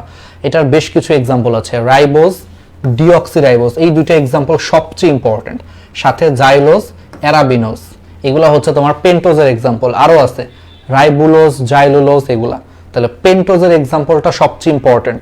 এর মধ্যে আবার সবচেয়ে ইম্পর্টেন্ট হচ্ছে তোমার রাইবোজ এবং ডিঅক্সিরাইবোজ। এই এক্সাম্পল দুইটা মনে রাখা ভাই, এইটা ভুল করলে হবে না, কারণ এই দুইটা সবচেয়ে বেশি আসে পরীক্ষায়। কেন আসে? কারণ এই রাইবোজ এবং ডিঅক্সিরাইবোজ এই দুইটা শর্করাই হচ্ছে তোমার ডিএনএ এবং আরএনএ তৈরি করছে। তাহলে ডিএনএ আরএনএ গঠনকারী শর্করা কোনটা? Ribose, deoxyribose. এই জন্য এই দুইটা পরীক্ষায় সবচেয়ে বেশি আসে। তাহলে মনে রাখবা রাইবোজ, ডিঅক্সিরাইবোজ এই দুটোই হচ্ছে পেন্টোজ সুগার বা 5 কার্বন বিশিষ্ট শর্করা। সাথে অন্যগুলো একটু রিডিং দিবা। যে রাইবোজের সাথে দেখো আমি কেমনে মনে রাখতাম, রাইবোজের সাথে নামের মধ্যে মিল আছে কার? রাইবুলোজ। দেখো রাইবোজ, রাইবুলোজ মিল আছে। তাহলে রাইবোজ যদি পেন্টোজ সুগার হয় তাহলে এটাও কি এক ধরনের কি হবে? পেন্টোজ সুগার হবে। আমি এমনি মনে রাখতাম। আবার রাইবুলোজের সাথে দেখো জাইলুলোজ, এর নামের মধ্যে মিল আছে। তাহলে রাইবুলোজ যদি তোমার পেন্টোজ সুগার হয় তাহলে জাইলুলোজ এটাও পেন্টোজ সুগার হবে। আমি এমনি মনে রাখতাম। ঠিক আছে? আচ্ছা, এবার আসো রাইবোজ। তাহলে খুবই খুবই খুবই ইম্পর্টেন্ট রাইবোজ। তাহলে রাইবোজটা ইম্পর্টেন্ট। চলো আমরা একটু এটার একটা স্ট্রাকচার এঁকে আমরা একটু দেখাই। বলো তাহলে কেমন লাগতেছে? আমরা জানি অনেকক্ষণ টানা পড়ায় ফেলছি না? 1 মিনিট দাঁড়াও, আসলে একটু রেস্ট নেই। আসলে গলা শুকায় গেছে, আসলে গরমের দিন, খুবই বাজে অবস্থা। তো বলো আসলে কেমন লাগতেছে?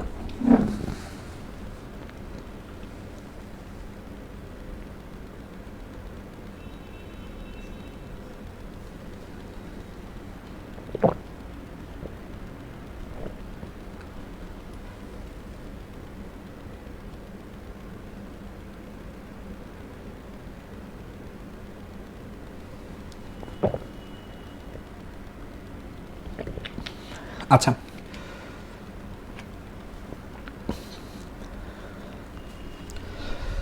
তো বলো তাহলে এখন আমরা রাইবোজে চলে যাব। ঠিক আছে? এইভাবেই আমাদেরকে পড়তে হবে, বুঝছো? অনেক তথ্য মনে রাখতে হবে এবং ক্লাসের পড়া ক্লাসেই হয়ে যাবে। দেখো আমি সবসময় বলি যে মেডিকেল অ্যাডমিশনের জন্য আসলে তোমরা ধরো মেইন বই দাগায় দাগায় পড়লে এটা আসলে সবচেয়ে ইফেক্টিভ পড়াশোনা, কারণ তোমার ক্লাসেই পড়া হয়ে যাচ্ছে। ক্লাসটা স্লো হোক বা ফাস্ট হোক, দেখো আমি ক্লাসে কিন্তু মেইন বইটাই পড়াচ্ছি, সো তোমার ক্লাসের সাথে সাথে কি হচ্ছে, পড়া হয়ে যাচ্ছে না? এটা তোমার সবচেয়ে বেশি দরকার আসলে। ঠিক আছে? ওকে, তাহলে এবার আসো রাইবোজ। তাহলে রাইবোজটা আমরা একটু দেখি। তাহলে রাইবোজটা হচ্ছে তোমার বুঝতেই পারতেছো যে 5 কার্বন বিশিষ্ট হচ্ছে পেন্টোজ সুগার রাইবোজ। তাহলে 1891 সালে ইমিল ফিশার এটা আবিষ্কার করেন। সাল কিন্তু ইম্পর্টেন্ট না। দেখো আমি কিন্তু মেডিকেলে কখনো বলি নাই যে সাল ইম্পর্টেন্ট। আমি যেই লাইনগুলাই বলবো যেই সালটা পড়তে হবে সেটা শুধু পড়বা, আদারওয়াইজ সাল কিন্তু ইম্পর্টেন্ট না। শুধুমাত্র সাল ইম্পর্টেন্ট হচ্ছে জিকের জন্য। ঠিক আছে? জিকে বা সাধারণ জ্ঞানেই শুধুমাত্র সালটা কাজে লাগবে, আর কোথাও কিন্তু সাল কাজে লাগবে না। আর তোমাদেরকে কিন্তু আমরা সেকেন্ড টাইমারদের টেলিগ্রাম গ্রুপে কিন্তু আমরা জয়েন করছি। আর যারা এখনো জয়েন হও নাই, সেকেন্ড টাইমারদের যে আলাদা টেলিগ্রাম গ্রুপ আছে সেটার লিঙ্ক দেখো উপরে দেওয়া আছে আমাদের এই লাইভের ক্যাপশনে, ডেসক্রিপশনে দেখো টেলিগ্রাম গ্রুপে জয়েনিং এর লিঙ্ক দেওয়া আছে। সো তোমরা সেই লিঙ্কটাতে ক্লিক করে টেলিগ্রামে জয়েন হয়ে যেতে পারো যারা এখনো জয়েন হও নাই। টেলিগ্রামে আমি ছাড়াও সরকারি মেডিকেল এই বছর চান্সপ্রাপ্ত আরও কয়েকজন ভাইয়া আপু আছে, তাদের কাছ থেকেও তোমরা হচ্ছে তাদের জার্নির এক্সপিরিয়েন্সগুলো শুনতে পারবা, হেল্প নিতে পারবা। ঠিক আছে? তো টেলিগ্রামের হচ্ছে ওই জিনিসটাও তোমরা চাইলে হচ্ছে একটু দেখতে পারো। ঠিক আছে? তো ওইখানে তোমরা ওদেরকে প্রশ্ন করতে পারবা যে কিভাবে পড়ছে বা কিভাবে কি করছে না করছে, গাইডলাইনগুলো মিললে ওরা তোমাদেরকে গাইডলাইনের জন্য অনেক কাজে লাগবে, কারণ ওরা এই বছর চান্স পাইছে। সো ডেফিনেটলি ওরা তোমাদেরকে হচ্ছে বলতে পারবে যে ওদের জার্নিটা কিরকম ছিল। কারণ অনেকেই তোমরা আসো যারা হচ্ছে যে একজন যে চান্স পাইছে সে কিভাবে পড়াশোনা করছে এটা জানলে হয়তো অনেকের উপকার হইতে পারে। সো তোমরা এই ধরনের যে কোনো গাইডলাইনের জন্য ওদেরকে মেসেজ দিতে পারো। এই জন্য টেলিগ্রাম আমি গ্রুপ খুলে রাখছি, সেই গ্রুপে তোমাদের যত ধরনের প্রশ্ন আছে তোমরা প্রশ্ন করলে আমরা আমাদের মানে যারা মেন্টর আছে তারা উত্তর দেওয়ার চেষ্টা করবে। ঠিক আছে? পড়াশোনা রিলেটেড যে কোনো প্রবলেম ওরা তোমাদেরকে সলভ করে দেওয়ার চেষ্টা করবে। সো টেলিগ্রাম গ্রুপে জয়েন থাকো। আর আমরা টেলিগ্রাম গ্রুপে হচ্ছে প্রত্যেক সপ্তাহে হচ্ছে আমরা কুইজ করব, অর্থাৎ এক সপ্তাহে আমরা যতগুলা ক্লাস নিব সবগুলা ক্লাসের পড়ার উপর ভিত্তি করে আমরা কিন্তু টেলিগ্রামে হচ্ছে কুইজ নিব। ঠিক আছে? সেই কুইজ পরীক্ষাগুলো কিন্তু তোমরা দিবা টেলিগ্রামে। আর তোমাদের প্রত্যেক সপ্তাহে কিন্তু আমরা সাপ্তাহিক একটা এক্সাম নিব। ঠিক আছে? সাপ্তাহিক এক্সাম, যে সাপ্তাহিক এক্সামে হচ্ছে তোমরা কি করবা, পরীক্ষা দিবা, রিভিশন হবে। আর ডেইলি এক্সামও কিন্তু থাকবে। আজকের ক্লাসে আমি যাই পড়াবো তার উপর ভিত্তি করে কিন্তু কালকে রাত 10টায় কিন্তু এক্সাম থাকবে। ডেইলি এক্সাম প্রত্যেকদিন রাত 10টায় হবে। প্রত্যেকদিন রাত 10টায়। প্রত্যেকদিন বলতে যেদিন পড়াবো তার পরের দিন রাত 10টায় হবে। আর যদি রাত 10টায় কোনো ক্লাস থাকে, কথার কথা রাত 10টায় ধরো যদি আমাদের কোনো ক্লাস থাকে, ক্লাস থাকলে এটা একটু আমরা পরে নিব, ক্লাসের পরে নিব। যদি কোনো ক্লাস থাকে, রানিং ক্লাস থাকে, তাহলে ক্লাসের পরে হচ্ছে এক্সাম হবে। বাট ওভারঅল তাহলে তোমাদেরকে কিন্তু আমরা 3 ধরনের এক্সাম নিচ্ছি। কি কি এক্সাম নিচ্ছি আমি আরেকবার বলি। প্রত্যেকটা ক্লাসের পর একটা এক্সাম থাকতেছে, এটার নাম হচ্ছে ডেইলি এক্সাম। সবগুলো এক্সামে নেগেটিভ মার্কিং হবে, শুধু টেলিগ্রামের কুইজ বাদে, ঠিক আছে? তাহলে ডেইলি এক্সাম, নেগেটিভ মার্কিং এ এক্সাম হবে। তো আজকে যা যা পড়াবো তার উপর ভিত্তি করে আগামীকাল রাত 10টায় তোমাদের কিন্তু ডেইলি এক্সাম থাকতেছে। আচ্ছা, এবার আসো হচ্ছে উইকলি এক্সাম। উইকলি এক্সাম হচ্ছে এটার ডেট আমরা বলে দিব। পুরো সপ্তাহে যতগুলা ক্লাস নেব সেই সপ্তাহের যা যা পড়াইছি সবকিছুর উপর ভিত্তি করে, আর হচ্ছে আমরা আগের শর্ট সিলেবাসের কিছু চ্যাপ্টারও ইনক্লুড করে দেব। কি বলো? যেহেতু তোমরা সেকেন্ড টাইমার, তোমাদেরকে শর্ট সিলেবাস তো অন্তত পড়া আছে, তো ওটার উপরেও তোমরা কিছু পরীক্ষা দাও, তাহলে বেটার হবে। শর্ট সিলেবাস ফুল সিলেবাস দুইটা মিলায় পড়তে পারবা। তাহলে উইকলি এক্সামে আমরা ধরো পুরো সপ্তাহে যা পড়াবো সেটা প্লাস একটা দুইটা হচ্ছে আমরা শর্ট সিলেবাসের চ্যাপ্টার অ্যাড করে দিব, ঠিক আছে? তাহলে আমার মনে হয় তাহলে প্র্যাকটিসের মধ্যে থাকলে এটা ভালো হয় তোমাদের। করে আমরা হচ্ছে একটা উইকলি এক্সাম নিব, ওইটাও নেগেটিভ মার্কিং এ থাকবে। আর প্রত্যেক সপ্তাহে আমরা একটা দিন তোমাদের হচ্ছে টেলিগ্রামে আমরা হচ্ছে কুইজ নিব, যেখানে যেই বছর যারা চান্স পাইছে ওরা তোমাদের কুইজ নিবে। বিভিন্ন বই থেকে খুঁজে খুঁজে বের করে ওরা তোমাদের হচ্ছে কুইজ নিবে। সেটাও হচ্ছে তোমরা কিন্তু কি করতে পারবা, কুইজগুলোও দিতে পারবা। কুইজগুলো টেলিগ্রাম চ্যানেলে হবে, বাকি সবকিছু আমরা তোমাদের এই ফেসবুক গ্রুপেই হচ্ছে আমরা এক্সামের লিঙ্ক দিব, ঠিক আছে? এক্সামের লিঙ্কগুলো আমরা ফেসবুক গ্রুপে দিব, আর টেলিগ্রামের কুইজ তো টেলিগ্রামেই হবে, ঠিক আছে? তো এই হচ্ছে আমাদের 3 ধরনের পরীক্ষা, সবগুলোই কিন্তু দিতে হবে। ডেইলি এক্সাম, উইকলি এক্সাম, আর হচ্ছে টেলিগ্রামের যে কুইজ হবে, মেগা সাপ্তাহিক যে কুইজগুলো হবে, সবগুলোতে তোমরা অংশ নিবা। আর তোমাদের যে কোনো প্রবলেম, পড়াশোনা রিলেটেড যদি কোনো প্রবলেম থাকে, টেলিগ্রামে তোমাদের একটা গ্রুপ খুলছি, উপরে লিঙ্ক দেওয়া আছে, জয়েন হয়ে যাও। কারণ ম্যাক্সিমাম প্রবলেম আসলে যেটা হয় যে তোমরা নিজেরাই নিজেদের প্রবলেম সলভ করতে পারবা, সমস্যা নাই। যেই 2-4টা প্রবলেম হচ্ছে মনে হবে যে আমাদের মেন্টরদের রিপ্লাই দেওয়া দরকার, তারা সেই জিনিসটা সুন্দর করে রিপ্লাই দিয়ে দিবে। আর টেলিগ্রামের কুইজ আমি তোমাদেরকে একটা সিস্টেম বলে দিই। আমাদের টেলিগ্রাম কুইজটা আমরা আরো কঠিনভাবে পরীক্ষা নিব, ওটা নেগেটিভ মার্কিং এর থেকেও কঠিন হবে। কিভাবে কঠিন হবে? টেলিগ্রাম কুইজে কোনো অপশন থাকবে না। আমরা চ্যানেলের মধ্যে হচ্ছে প্রশ্ন দিয়ে দিব, তোমরা সেই চ্যানেলের লিংকে ঢুকে ওই প্রশ্নের মধ্যে তোমরা কমেন্ট করবা, যতগুলা পারো কমেন্ট করবা, ঠিক আছে? এবং অপশন ছাড়া কোনো অপশন থাকবে না, টেলিগ্রামের কুইজে কোনো অপশন থাকবে না। কারণ দেখো, তোমরা যদি অপশন ছাড়া যদি ভাই ভালো মতো একটা প্রিপারেশন থাকে তোমাদের, তাহলে পরীক্ষার হলে অপশন দিয়ে তুমি আরো দ্রুত দাগায় আসতে পারবে, এটা তোমাদের হেল্প করবে। আর আমরা টেলিগ্রাম কুইজটা হচ্ছে 2-3টা বই মিলিয়ে নিব, শুধু হাসান স্যারের বই না, আমরা দেখা যাবে যে আজিবুর স্যারের বই থেকেও প্রশ্ন করবো। তো সবই কিন্তু পড়তে হবে। আর আমি তোমাদেরকে আজিবুর স্যারের বইয়ের কতটুকু এক্সট্রা পড়তে হবে, আলিম স্যারের বইয়ের কতটুকু এক্সট্রা পড়তে হবে, সেটাও আমরা পিডিএফ দিয়ে দিব, বা অলরেডি দিয়ে দিছি। ওই মেইন যে গ্রুপটা আছে না, প্রয়াসের যেই গ্রুপে তোমরা ফার্স্ট জয়েন রিকোয়েস্ট পাঠাইছো, যেই গ্রুপে প্রথম মানে পেমেন্ট পাঠানোর পরে যেখানে তোমরা জয়েন রিকোয়েস্ট পাঠাইছো, সেখানে আজিবুর স্যারের বই এবং হচ্ছে আলিম স্যারের বই, এই 2 বই থেকে এক্সট্রা ইনফরমেশনের পিডিএফ দেওয়া আছে। ওই লাইনগুলো পড়লেই হবে, দাগানো লাইনগুলো, মানে ওইটুকু, ওই 2 বই থেকে তুমি কতটুকু এক্সট্রা পড়বা তার একটা সুন্দর পিডিএফ দেওয়া আছে, ওইটুকু পড়লেই হবে, ঠিক আছে? তো টেলিগ্রামের কুইজগুলো কিন্তু এরকম হবে। আর একটা জিনিস বলে রাখি, টেলিগ্রামের কুইজগুলা আমরা কিন্তু তোমাদেরকে, বা আমাদের মেন্টররা যখন প্রশ্ন করবে, আমরা কিন্তু তোমাদেরকে অ্যান্সার বলে দিব না।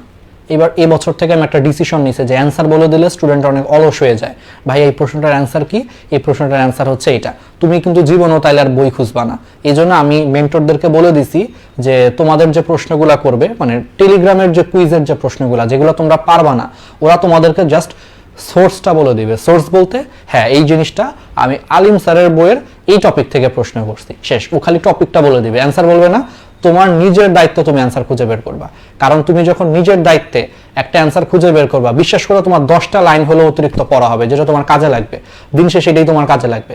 তোমার যদি আমি অ্যান্সার বলে দেই, কথার কথা যে এমিল ফিশার ধরো রাইবোজ আবিষ্কার করছে, তুমি জীবনের বই খুলে দেখবে না, ম্যাক্সিমাম পোলাপানি আর জীবনে বই খুলে দেখবে না। বাট তোমার যদি আমি বলি যেটা মনোস্যাকারাইডের মধ্যে পেন্টোজের মধ্যে রাইবোজ নামে একটা টপিক আছে, সেই টপিকের মধ্যে অ্যান্সারটা আছে, এই অ্যান্সারটা তুমি দেখবা, তাইলে কি হবে জানো? তুমি তখন খুঁজবা যে পেন্টোজের মধ্যে হ্যাঁ রাইবোজ নামে একটা টপিক আছে, হ্যাঁ সেই টপিকটা খুঁজতে যে তখন দেখবা তুমি অ্যান্সারটা তো পড়বাই, আশেপাশের কিন্তু আরো তোমার 10টা লাইন বেশি পড়া হবে। কারণ কেউ অ্যান্সার খুঁজতে যে শুধু একটা লাইন পড়বে না, আশেপাশে 2-3টা লাইনও তার পড়া হয়ে যাবে।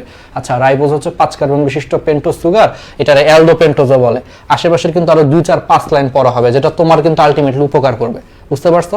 এই জন্য টেলিগ্রাম কুইজে যে অ্যান্সারগুলো তোমরা পারবা না, আমরা কিন্তু এগুলো শুধু সোর্স বলে দেবো। সো এটা নিয়ে তখন আবার বললো না যে ভাই অ্যান্সার বলেন না, ওইটা তোমরা খুঁজে বের করবা, এটাই তোমাদের কাজ। তাহলে এটা খুঁজে বের করতে গেলেও তোমার এক্সট্রা আরো 10 লাইন পড়া হবে, ওই 10 লাইনে তোমার কাজে লাগবে।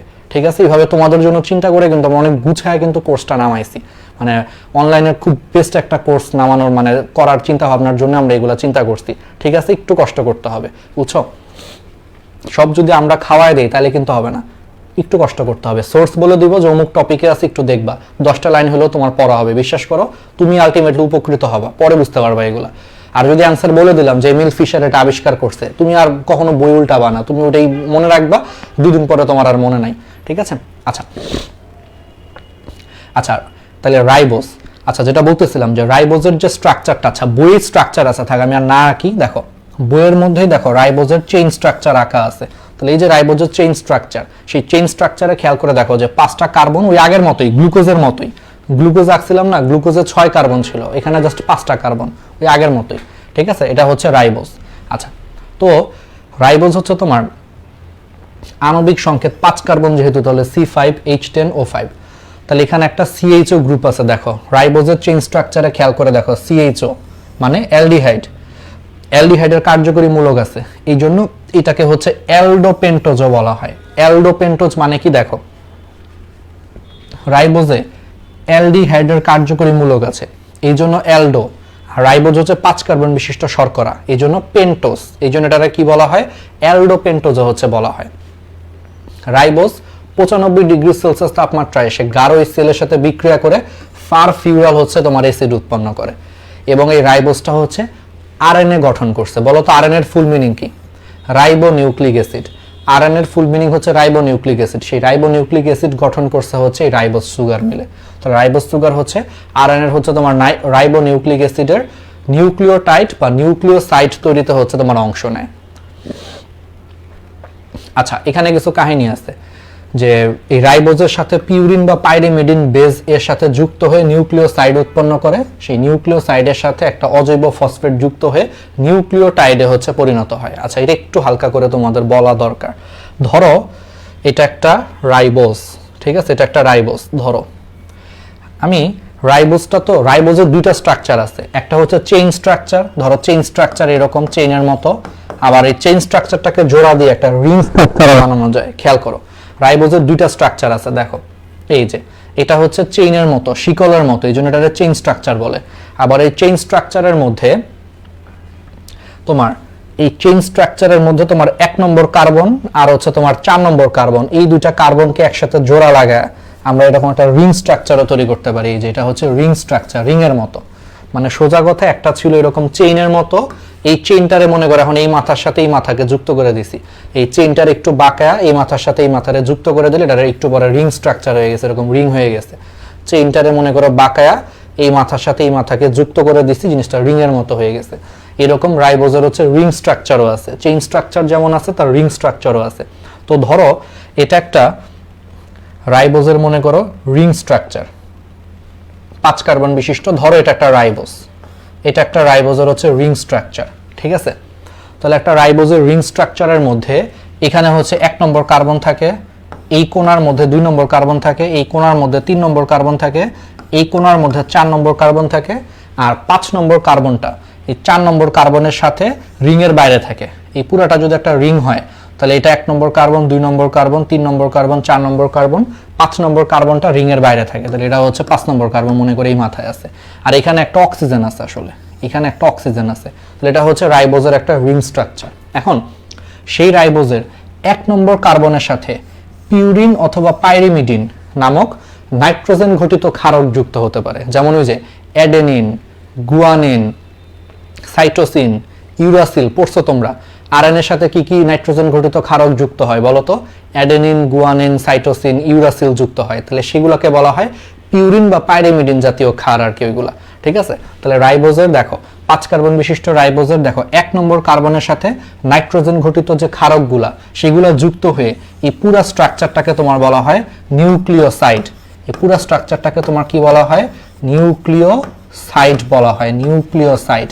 পরবর্তীতে এই নিউক্লিওসাইডের ধরো যে 3 নম্বর কার্বন আছে, সেই 3 নম্বর কার্বনের সাথে যদি একটা ফসফেট গ্রুপ হয়, ধরো এটার 3 নম্বর কার্বনের সাথে যদি একটা ফসফেট PO4 যদি যুক্ত হয় তখন এই পুরো স্ট্রাকচারটাকে তোমার বলা হয় নিউক্লিওটাইড। তাহলে বুঝতে পারছো নিউক্লিওসাইড কি জিনিস আর নিউক্লিওটাইড কি জিনিস? হোপফুলি ক্লিয়ার যে নিউক্লিওসাইড হচ্ছে রাইবোজ, সেই রাইবোজের 1 নম্বর কার্বনের সাথে নাইট্রোজেন ঘটিত ক্ষারক যুক্ত হয়ে যে স্ট্রাকচারটা তৈরি করে সেই স্ট্রাকচারটাকে তোমার বলা হয় নিউক্লিওসাইড। আর সেই নিউক্লিওসাইডের সাথে 3 নম্বর কার্বনে যদি আরেকটা ফসফেট যুক্ত হয় তাহলে পুরো স্ট্রাকচারটাকে তোমার বলা হয় নিউক্লিওটাইড। তাহলে এইটুকু হচ্ছে নিউক্লিওসাইড, নিউক্লিওসাইডের সাথে এক্সট্রা যদি ফসফেট যুক্ত হয় সেটাকে বলা হয় নিউক্লিওটাইড। ঠিক আছে? আর এরকম মনে করো অনেকগুলো নিউক্লিওটাইড, ধরো এটা একটা নিউক্লিওটাইড, তার নিচে মনে করো আরেকটা নিউক্লিওটাইড, আমি আঁকতেছি, ধরো এরকম, তার নিচে মনে করো আরেকটা নিউক্লিওটাইড যেটা হচ্ছে 5 নম্বর কার্বন, সেই 5 নম্বর কার্বনের সাথে ধরো এইভাবে ফসফেট যুক্ত হয়েছে। তারপরে ধরো নিচে আরেকটা নিউক্লিওটাইড, আমি আঁকতেছি, ধরো আরেকটা নিউক্লিওটাইড, একটু বোঝার চেষ্টা করো, তার নিচে আরেকটা এরকম নিউক্লিওটাইড যার 1 নম্বর কার্বনের সাথে নাইট্রোজেন ঘটিত ক্ষারক, আর এখানে ধরো হচ্ছে 5 নম্বর কার্বন, এটা 5 নম্বর কার্বন, আর এখানে এটার 3 নম্বর কার্বন, দেখো এটার 1, এটা 2, এটা 3, তাহলে এটা 3 নম্বর কার্বনের সাথে কি একটা ফসফেট থাকবে, এই ফসফেটের সাথেই যে নিচেরটার 5 নম্বর কার্বন যুক্ত হয়। ব্যাপারটা চিন্তা করো, এটা একটা নিউক্লিওটাইড, এটা একটা নিউক্লিওটাইড, খেয়াল করো এই নিউক্লিওটাইডের 3 নম্বর কার্বনের সাথে যে ফসফেট আছে, দেখো সেই ফসফেটের সাথে নিচের নিউক্লিওটাইডটার দেখো 5 নম্বর কার্বন যুক্ত হয়েছে, হয়ে দেখো এই নিউক্লিওটাইডের সাথে এই নিউক্লিওটাইডটা যুক্ত হয়েছে। আবার এটার 3 নম্বর কার্বনের সাথে যে ফসফেট আছে, কথার কথা, সেই ফসফেটের সাথে দেখো নিচেরটার 5 নম্বর কার্বন যুক্ত হয়েছে, যুক্ত হয়ে এরকম অনেকগুলা নিউক্লিওটাইড একটার সাথে আরেকটা এরকম উপরে উপরে যুক্ত হয়ে একটা নিউক্লিওটাইড, তার নিচে আরেকটা নিউক্লিওটাইড, তার নিচে আরেকটা নিউক্লিওটাইড, এরকম যুক্ত হয়ে হয়ে ডিএনএ বা আরএনএর এক একটা সুতা তৈরি করছে। তাহলে ডিএনএ বা আরএনএর এক একটা সুতা হচ্ছে এরকম অনেকগুলা নিউক্লিওটাইড এইভাবে একটার সাথে আরেকটা ফসফেটের মাধ্যমে যুক্ত হয়ে তৈরি করছে। বুঝতে পারছো? ডিএনএ এর বেসিকটা অনেকটুকু ক্লিয়ার হয়ে গেছে হোপফুলি। তো এটাই বলছে যে আরএনএ তে কেবলমাত্র যে রাইবোজ সুগারই হচ্ছে নিউক্লিওটাইড বা নিউক্লিওসাইড তৈরিতে অংশ নেয়। একটা নির্দিষ্ট রাইবোজের সাথে দেখো যে পিউরিন বা পাইরিমিডিন বেজ যুক্ত হয়ে নিউক্লিওসাইড, বেজের বাংলা হচ্ছে ক্ষারক, ঠিক আছে, বেজের বাংলা হচ্ছে ক্ষারক, নাইট্রোজেন ঘটিত ক্ষারক আর কি, যুক্ত হয়ে ফার্স্টে নিউক্লিওসাইড, পরে নিউক্লিওসাইডের সাথে হচ্ছে অজৈব ফসফেট যুক্ত হয়ে নিউক্লিওটাইডে হচ্ছে পরিণত হয়। আর এই নিউক্লিওটাইডগুলো একটার সাথে আরেকটা যুক্ত হয়ে ডিএনএ আরএনএর হচ্ছে সুতা তৈরি করতেছে, একবারে ক্লিয়ার। এবার আসো ডিঅক্সিরাইবোজ। আচ্ছা, বুঝতেই পারতেছো ডিঅক্সিরাইবোজ, বলো এটা কি তৈরি করে? এটা হচ্ছে ডিএনএ তৈরি করে। এটা কি তৈরি করে? এটা হচ্ছে ডিএনএ তৈরি করে। আচ্ছা, কেন ডিএনএ তৈরি করে? দেখো ডিএনএ এর ফুল মিনিং কি বলো? ডিঅক্সিরাইবোনিউক্লিক অ্যাসিড, নাম শুনেই বুঝতেছো ডিএনএ এর ফুল মিনিং যেহেতু ডিঅক্সিরাইবোনিউক্লিক অ্যাসিড, তাহলে এটা গঠনকারী শর্করার নাম হচ্ছে ডিঅক্সিরাইবোজ শর্করা। তাহলে ডিঅক্সিরাইবোজ শর্করা ডিঅক্সিরাইবোনিউক্লিক অ্যাসিড তৈরি করে, মানে ডিএনএ তৈরি করে। আর শুধু রাইবোজ শর্করা শুধু রাইবোনিউক্লিক অ্যাসিড বা আরএনএ তৈরি করে। ঠিক আছে, নামের মধ্যেই মিল আছে। এখন আসো ডিঅক্সিরাইবোজ, এটা কিন্তু আসলে এক ধরনের রাইবোজ। এই ডিঅক্সিরাইবোজ যেটা, এটা অ্যাকচুয়ালি এক ধরনের রাইবোজ। তাহলে পার্থক্য কোথায়? একটা রাইবোজের সাথে ডিঅক্সিরাইবোজের পার্থক্য কোথায়? পার্থক্যটা হচ্ছে শুধু নামের মধ্যে। দেখো ডিঅক্সি, ডি মানে হচ্ছে নাই, ডি মানে নাই, অক্সি মানে অক্সিজেন নাই। তার মানে ডিঅক্সিরাইবোজ বলতে বোঝাচ্ছে যে এটা রাইবোজ, কিন্তু সেই রাইবোজের মধ্যে একটা অক্সিজেন নাই। কোন অক্সিজেনটা নাই? খেয়াল করে দেখো রাইবোজের চেইন স্ট্রাকচারে, খেয়াল করে দেখো যে এটা হচ্ছে 1 নম্বর কার্বন, এটা হচ্ছে 2 নম্বর কার্বন। খেয়াল করে দেখো রাইবোজের চেইন স্ট্রাকচারে দেখো 2 নম্বর কার্বনে কিন্তু একটা অক্সিজেন আছে। দেখো এই যে হাইড্রোক্সিল, মানে সেখানে একটা অক্সিজেন আছে। 2 নম্বর কার্বনে একটা অক্সিজেন আছে। দেখো তো ডিঅক্সিরাইবোজ, এটা হুবহু হচ্ছে তোমার রাইবোজের মতোই, খালি পার্থক্য হচ্ছে দেখো এটার 2 নম্বর কার্বনে দেখো কোনো অক্সিজেন নাই। খেয়াল করে দেখো, তার মানে ডিঅক্সিরাইবোজটা হুবহু রাইবোজের মতোই, শুধু পার্থক্য হচ্ছে তার 2 নম্বর কার্বনে একটা অক্সিজেন কম আছে। তাহলে যেহেতু একটা অক্সিজেন নাই, এই জন্য এটাকে আমরা ডিঅক্সিরাইবোজ বলতেছি। ডি মানে ডিলিট, ডিলিট মানে কি নাই, অক্সি মানে অক্সিজেন, আর বাকিটা সে রাইবোজ, এই জন্য এটাকে বলা হয় ডিঅক্সিরাইবোজ। তার মানে ডিঅক্সিরাইবোজের 2 নম্বর কার্বনে হচ্ছে অক্সিজেন অনুপস্থিত। এটাই হচ্ছে পার্থক্য আর কি। ঠিক আছে, আচ্ছা এখন এটারে এই জন্য আমরা কি বলতেছি? ডিঅক্সি অ্যালডোপেন্টোজও বলতেছি। কেন ডিঅক্সি অ্যালডোপেন্টোজ বলতেছে? দেখো এখানে অ্যালডিহাইডের কার্যকরী মূলক আছে CHO, তাহলে এটা একটা অ্যালডো পেন্টোজ, আর এটা ডিঅক্সি, তাহলে ডিঅক্সি অ্যালডোপেন্টোজও হচ্ছে বলা হয়। তাহলে দেখছো এই যে এটা রাইবোজ সুগারের মতোই পার্থক্য শুধু এই যে 2 নম্বর কার্বনে এই যে হাইড্রক্সিল গ্রুপের পরিবর্তে কেবল একটি হাইড্রোজেন পরমাণু আছে, তার মানে একটা অক্সিজেন কম আছে 2 নম্বর কার্বনে, এই জন্য এটাকে বলা হয় ডিঅক্সিরাইবোজ। ডি মানে ডিলিট, অক্সিজেন মানে অক্সিজেন ডিলিট হয়ে গেছে, একটা অক্সিজেন কম আছে। ওকে, বাকিটা সে আগের মতোই, যে ডিঅক্সিরাইবোজের সাথে নাইট্রোজেন ঘটিত ক্ষারক যুক্ত হয়ে ফার্স্টে নিউক্লিওসাইড তৈরি করে, পরে সেই নিউক্লিওসাইডের সাথে ফসফেট যুক্ত হয়ে নিউক্লিওটাইড তৈরি করে, পরবর্তীতে ওই যে একটা নিউক্লিওটাইড তার উপর আরেকটা নিউক্লিওটাইড তার উপর আরেকটা নিউক্লিওটাইড এরকম যুক্ত হয়ে তারা এক একটা সুতা তৈরি করতেছে, ডিএনএ বা আরএনএ সুতা তৈরি করতেছে, বাকিটা সেম, বেসিক সেম। ওকে, ঠিক আছে। এবার আসো রাইবুলোজ। রাইবুলোজ অত ইম্পর্টেন্ট না, খালি মাথায় রাখবা রাইবুলোজ হচ্ছে এটাও পেন্টোজ আর কি, মানে 5 কার্বন বিশিষ্ট শর্করা, এটাও খালি মনে রাখবা, ঠিক আছে। আর এই রাইবুলোজ হচ্ছে তোমার ওই যে এটা তোমরা পড়ছো হচ্ছে তোমার কোথায়, কেলভিন চক্র, সালোক সংশ্লেষণের যে কেলভিন চক্র আছে না, সেই কেলভিন চক্রে হচ্ছে রাইবুলোজ থেকে ফার্স্ট ওই যে রাইবুলোজ 1,5 বিসফসফেট তৈরি হয়, এটা সালোক সংশ্লেষণের কেলভিন চক্রে পড়ার কথা। তাহলে এটা হচ্ছে সালোক সংশ্লেষণের সময় কার্বন ডাইঅক্সাইড গ্রাহক হিসেবে রাইবুলোজটা হচ্ছে কাজ করে। ওকে, আর কিছু লাগবে না। কেলভিন চক্র এটা তোমরা পড়ছো, কেলভিন চক্র তোমার শুরু হয় কিসের মাধ্যমে বলো? ফার্স্টে রাইবুলোজ 1,5 বিসফসফেট থাকে, আরইউবিপি, মনে করে দেখো কেলভিন চক্রে তোমরা একটা টার্ম পড়ছিলা আরইউবিপি, তাহলে রাইবুলোজ 1,5 বিসফসফেট, এটাকে সংক্ষেপে হচ্ছে আরইউবিপি বলা হয়। এই আরইউবিপির সাথে হচ্ছে তোমার কার্বন ডাইঅক্সাইড যুক্ত হয়ে ওই যে মনে আছে 6 কার্বন বিশিষ্ট কিটো অ্যাসিড উৎপন্ন হয়, একটু মনে করায় দেই।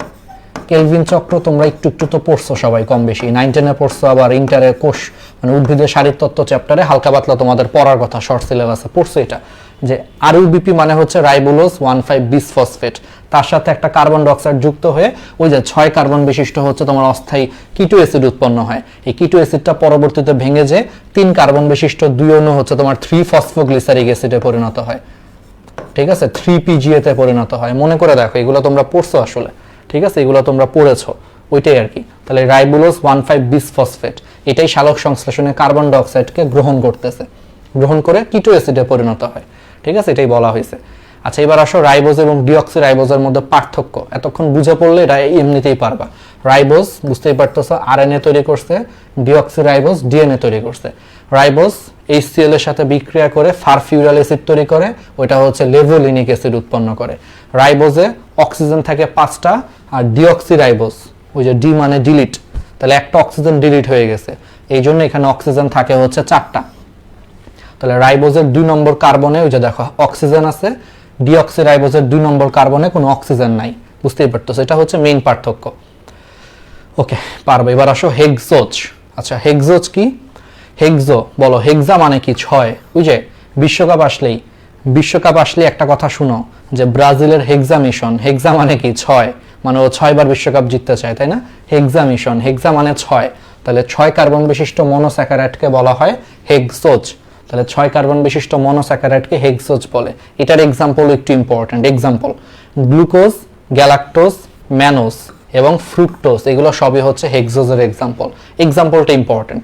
এই হেক্সোজের এক্সাম্পল আর পেন্টোজের এক্সাম্পল এই দুটা পরীক্ষায় সবচেয়ে বেশি আসে, বুঝছো? এক্সাম্পলগুলো একটু মুখস্থ রাখতে হবে। তাহলে গ্লুকোজ, ফ্রুক্টোজ এই দুটা তো থাকবেই, সাথে হচ্ছে তোমার ম্যানোজ এবং হচ্ছে গ্যালাক্টোজ, এগুলো সবই হেক্সোজের এক্সাম্পল, ঠিক আছে? আচ্ছা, এখন আসো হচ্ছে গ্লুকোজ। তাহলে এখন আমরা একটু গ্লুকোজ নিয়ে হচ্ছে পড়ি। তাহলে গ্লুকোজ হচ্ছে দেখো খুবই ইম্পর্টেন্ট, কি লেখা রাখছে দেখো তো, VBI, ভেরি ভেরি ইম্পর্টেন্ট। আচ্ছা, কেন গ্লুকোজ ভেরি ভেরি ইম্পর্টেন্ট? দেখো মেডিকেল অ্যাডমিশন টেস্ট 18-19, এটা মনে হয় গত বছর আসছিল, গত বছর তার আগের বছর 20-21 আসছিল, এটা লিখি নেই আর কি। 20-21, 18-19, 16-17, 14-15, 10-11, তার মানে এই গ্লুকোজ থেকে দেখো গত 10 বছরেই তোমার 1, 2, 3, 4, 5 থেকে 6টা প্রশ্ন আসছে শুধু এই একটা টপিক থেকে গত 10 বছরে। তার মানে অলমোস্ট প্রায় প্রত্যেক বছরই প্রশ্ন আসছে এই গ্লুকোজ থেকে, খুবই ইম্পর্টেন্ট কিন্তু, এই জন্য গ্লুকোজটা খুব ভালো মতো পড়তে হবে। তাহলে কি কি পড়বা দেখো, ফার্স্ট কথা হচ্ছে গ্লুকোজ বা এটার আরেকটা নাম হচ্ছে ডেক্সট্রোজ। তাহলে গ্লুকোজ বা ডেক্সট্রোজ হচ্ছে একটা মনোস্যাকারাইড, এটা হচ্ছে 6 কার্বন বিশিষ্ট, আমরা সংকেত জানি C6H12O6, আর এটা হচ্ছে অ্যালডোহেক্সোজ। আচ্ছা, অ্যালডোহেক্সোজ কেন? কারণ চিন্তা করে দেখো, আজকের ক্লাসে প্রথম দিকে পড়াইছি গ্লুকোজে কিন্তু একটা কি আছে বলো, CHO আছে। তাহলে CHO থাকার কারণে গ্লুকোজ কিন্তু অ্যালডো, আর এখানে 6 কার্বন হেক্সোজ। এই জন্য গ্লুকোজ হচ্ছে এক ধরনের কি অ্যালডোহেক্সোজ। এই জন্য গ্লুকোজ এক ধরনের কি অ্যালডোহেক্সোজ, কারণ এখানে একটা অ্যালডিহাইড গ্রুপ আছে, দেখাইছিলাম কিন্তু আজকে একটু আগে। এখন আসো গ্লুকোজ যেহেতু অ্যালডিহাইডের কার্যকরী মূলক আছে, এই জন্য এটা একটা রিডিউসিং সুগার বা বিজারণক্ষম শর্করা। তাহলে কার্যকরী মূলক থাকার কারণে এটা অবশ্যই কি রিডিউসিং সুগার বা বিজারণক্ষম হচ্ছে তোমার শর্করা। এখন আসো খুবই খুবই খুবই ইম্পর্টেন্ট, বিভিন্ন প্রকার পাকা ফল এবং মধুতে প্রচুর পরিমাণে হচ্ছে গ্লুকোজ থাকে।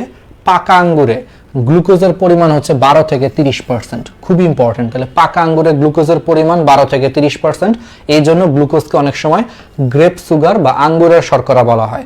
মনে রাখবা কেমনে, গতে গ্লুকোজ গতে গ্রেপ সুগার, গতে গ্লুকোজ গতে গ্রেপ সুগার। তাহলে গ্রেপ সুগার বা আঙ্গুরের শর্করা নামে পরিচিত হচ্ছে গ্লুকোজ। গ্লুকোজ হচ্ছে তোমার শ্বসনের প্রাথমিক পদার্থ হিসেবেও কাজ করে। ওই যে আমরা শ্বসন প্রক্রিয়াতে বলো কি হয়, গ্লুকোজ জারিত হয়ে শক্তি উৎপন্ন করে, আমরা পড়ছি না, শ্বসন প্রক্রিয়াতে হচ্ছে তোমার গ্লুকোজ জারিত হয়ে এটিপি উৎপন্ন করতেছে, আমরা পড়ছি। এই জন্য গ্লুকোজ হচ্ছে শ্বসনের প্রাথমিক পদার্থ হিসেবে কাজ করে। আচ্ছা, আর কিছু লাগবে না এখান থেকে। এখন আসা হচ্ছে গ্লুকোজের বৈশিষ্ট্য, অত ইম্পর্টেন্ট না। গ্লুকোজকে এক ধরনের চিনি জাতীয় পদার্থ, আমরা জানি এটা। তাহলে গ্লুকোজ যেহেতু এক ধরনের চিনি জাতীয় পদার্থ, সো এটা চিনির মতোই সাদা, দানাদার, স্বাদে মিষ্টি এবং পানিতে দ্রবণীয়। ঠিক আছে, আর কিছু দরকার নাই। এবার আসো গ্লুকোজের ব্যবহার। গ্লুকোজের ব্যবহারটা হচ্ছে একটু সুন্দর করে হচ্ছে পড়তে হবে রোগীর পথ্য হিসেবে। পথ্য মানে ওষুধ, ঠিক আছে, পথ্য শব্দের মানে হচ্ছে ওষুধ। রোগীর পথ্য বা ওষুধ হিসেবে হচ্ছে গ্লুকোজ ব্যবহৃত হয়। রোগীকে শক্তি যোগায়, বিভিন্ন ফল সংরক্ষণে গ্লুকোজ ইউজ করা হয়, এটা খুব ইম্পর্টেন্ট। ভিটামিন সি তৈরি করার জন্য গ্লুকোজ ব্যবহৃত হয়। আর ক্যালসিয়াম গ্লুকোনেট হচ্ছে ওষুধ শিল্পে কাজে লাগে। তাহলে ক্যালসিয়াম গ্লুকোনেট ওষুধ শিল্পে কাজে লাগে, আর হচ্ছে ভিটামিন সি তৈরি করার কাজে গ্লুকোজ ব্যবহার করা হয়, এটা খুব ইম্পর্টেন্ট। ঠিক আছে, আর কিছু লাগবে না।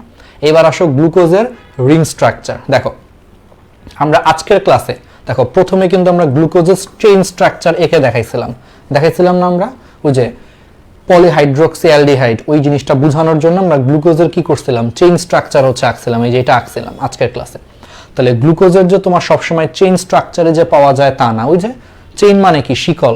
এখন এই শিকলের মনে করে 1 নম্বর কার্বন আর 5 নম্বর কার্বন, এই দুই কার্বনরে তুমি মাথা লাগায় দাও, একের সাথে 5 নম্বর একটু বাঁকা করো, বাঁকা করে যদি শিকলটাকে যদি লাগায় দাও, তাহলে এই জিনিসটা এরকম একটা স্ট্রাকচার হয়ে যায়, চেইনের মতো হয়ে যায়, বুঝছো?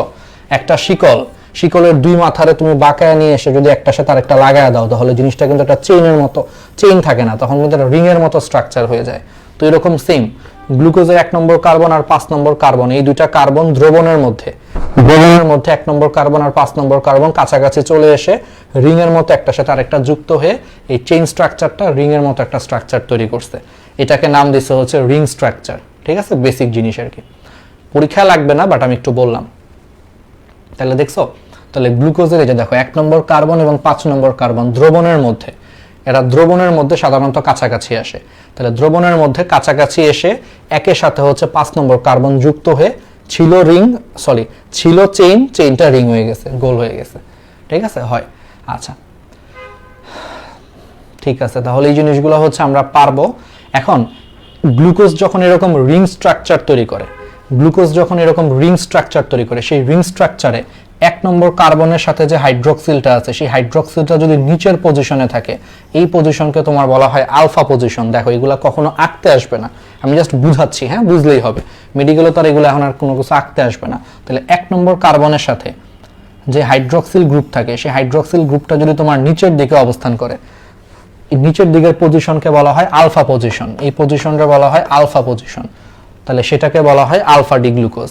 আর যদি 1 নম্বর কার্বনে হাইড্রোক্সিল যদি উপরে থাকে, হাইড্রোক্সিল উপরে থাকলে সেটাকে বলা হয় বিটা পজিশন, তাহলে সেটাকে তখন বলা হয় বিটা ডি গ্লুকোজ।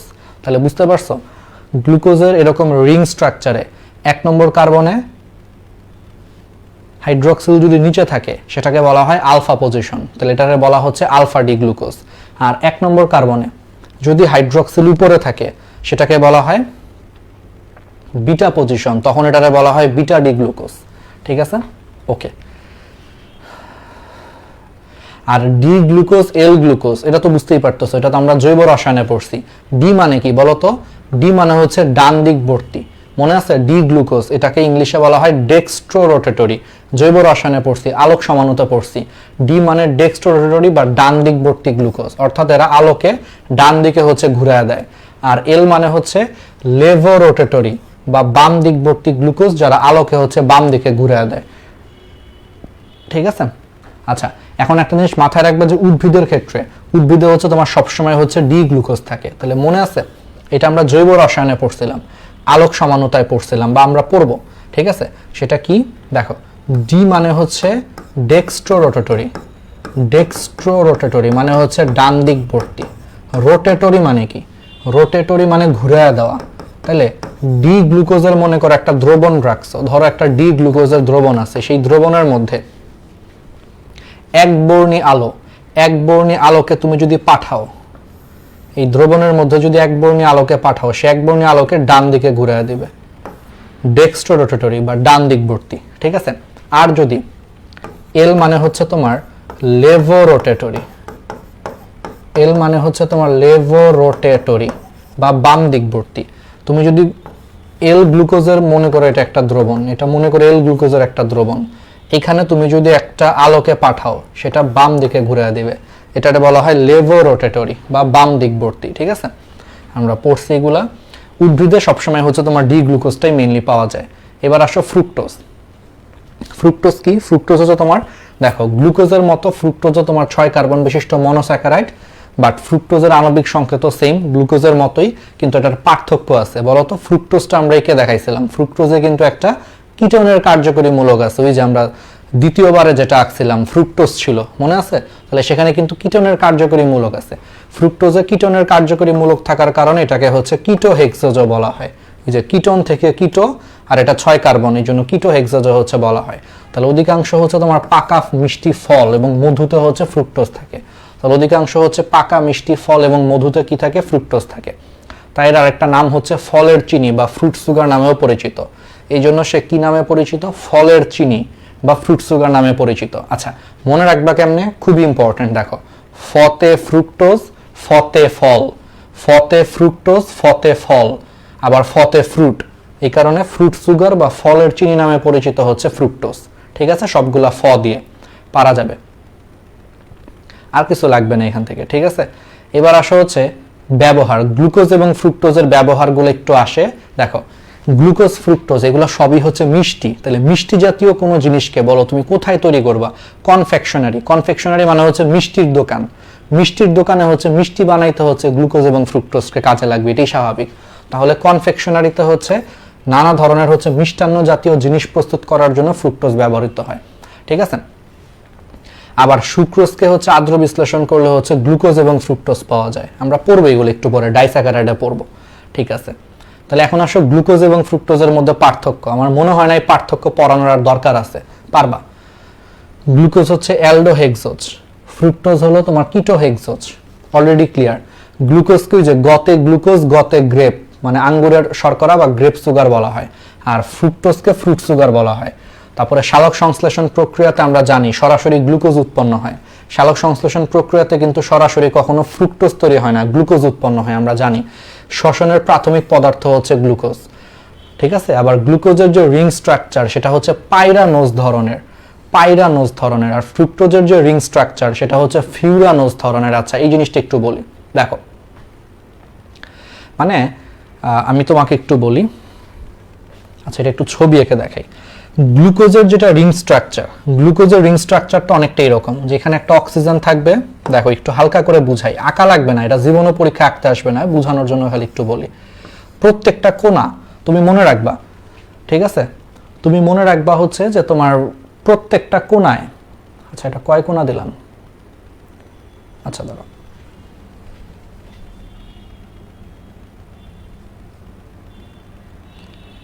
একটু ধরো,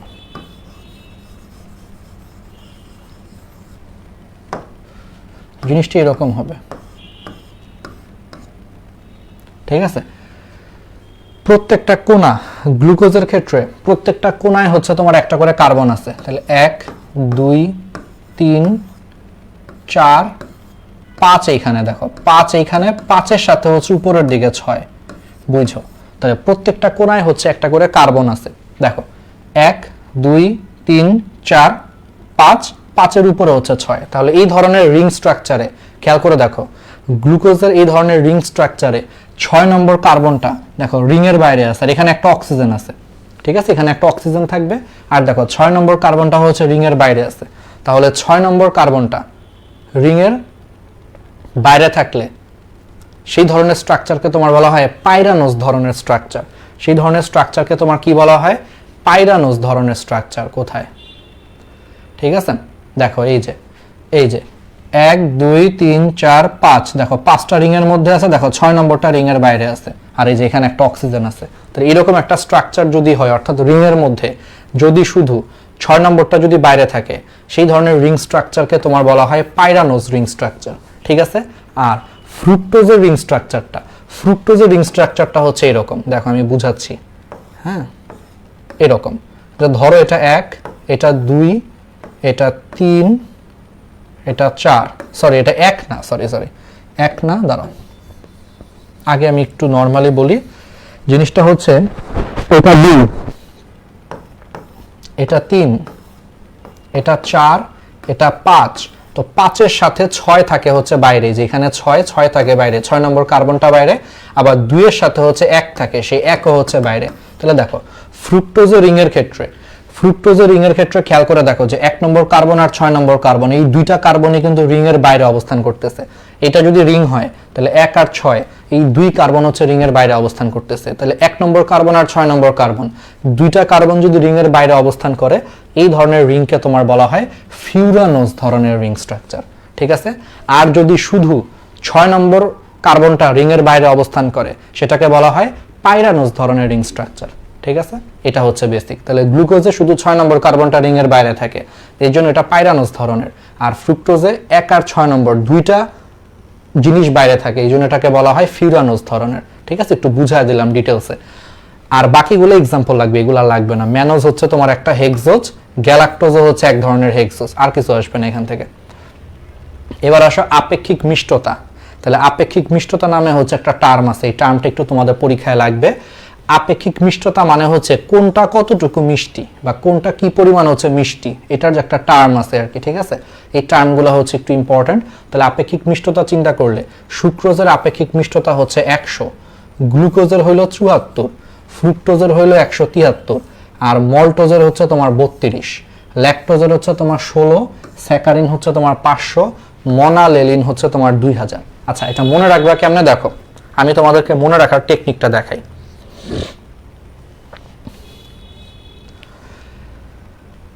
সুক্রোজ স দিয়ে শুরু, শতে শত। দেখো সুক্রোজ শতে সুক্রোজ, শতে শত। তাহলে সুক্রোজ হচ্ছে শত মানে কি 100। ঠিক আছে, দেখো শতে সুক্রোজ, শতে শত মানে 100। তাহলে সুক্রোজ হচ্ছে 100। আচ্ছা, গ্লুকোজ 74, ফ্রুক্টোজ 173, দেখো প্রায় 100 ডিফারেন্স। ঠিক আছে, স্যাকারিন মনে রাখবা, স্যাকারিন এটা 500, তাহলে স্যাকারিনের থেকে বড়। মোনালেলিন হচ্ছে স্যাকারিনের থেকে বড়, তাহলে এটা হচ্ছে 2000। তাহলে এমনি মনে রাখবা, কিছু করার নাই। ঠিক আছে, তাহলে শতে সুক্রোজ, শতে শত, তাহলে সুক্রোজ 100। আচ্ছা, স্যাকারিন 500, স্যাকারিন যদি 500 হয়, দেখো স্যাকারিনের থেকে মোনালেলিন লিখতে অক্ষর বেশি লাগে, তাহলে যেটা লিখতে অক্ষর বেশি লাগবে সেটা আরো বেশি হবে। তাহলে 500-র বেশি কত হবে? 2000 হবে, পারবা। আর গ্লুকোজ আর হচ্ছে ফ্রুক্টোজ, গ্লুকোজ 74, ফ্রুক্টোজ 173, আর বাকিগুলো এমনিতে তুমি মনে রাখতে পারো, একটা আরেকটার দ্বিগুণ। ল্যাকটোজ 16, মল্টোজ 32, 16 দুগুণে 32। ঠিক আছে, এভাবে একটু মনে রাখবা। মানে এটা হচ্ছে আপেক্ষিক মিষ্টতা, মানে কোনটা কার তুলনায় কত গুণ মিষ্টি আর কি, সেটা বুঝাইছে। আচ্ছা, এবার আসো হেপ্টোজ। হেপ্টোজ তো বুঝতেছো, হেপ্টা মানে 7, তাহলে 7 কার্বন বিশিষ্ট মনোস্যাকারাইডকে বলা হয় হেপ্টোজ। হেপ্টোজের এক্সাম্পলটা একটু ইম্পর্টেন্ট। হেপ্টোজের এক্সাম্পল হচ্ছে ওই যে বলছি সেডো হেপ্টোলোজ, এমনিতেই মনে থাকবে, হেপ্টা মানে 7, হেপ্টো মানে 7, তাহলে সেডো হেপ্টোলোজ, এটা হচ্ছে হেপ্টোজের এক্সাম্পল। এবার আসো হচ্ছে ডাইস্যাকারাইড। আচ্ছা, ডাইস্যাকারাইডটা হচ্ছে আমরা একটু তোমাদেরকে বলি ডাইস্যাকারাইডটা। আচ্ছা, ডাইস্যাকারাইডটা একটু বড় আছে, আমরা আজকে শেষ করে দিতে চাচ্ছি। আমরা আজকে শেষ করে দিয়ে আমরা পরের ক্লাসই করবো। আজকের প্রথম ক্লাসে তো আমরা অনেক কিছু আসলে গল্পই করছি, গল্প বলতে আসলে কাজের কথাই বলছি, গল্প না ঠিক। ঠিক আছে, একটা কাজ করো, তোমরা হচ্ছে মনোস্যাকারাইড পর্যন্ত হচ্ছে পড়ে রাখো, সমস্যা নেই। আগামীকালের কিন্তু ক্লাস আছে, আগামীকালের ক্লাস কয়টায়?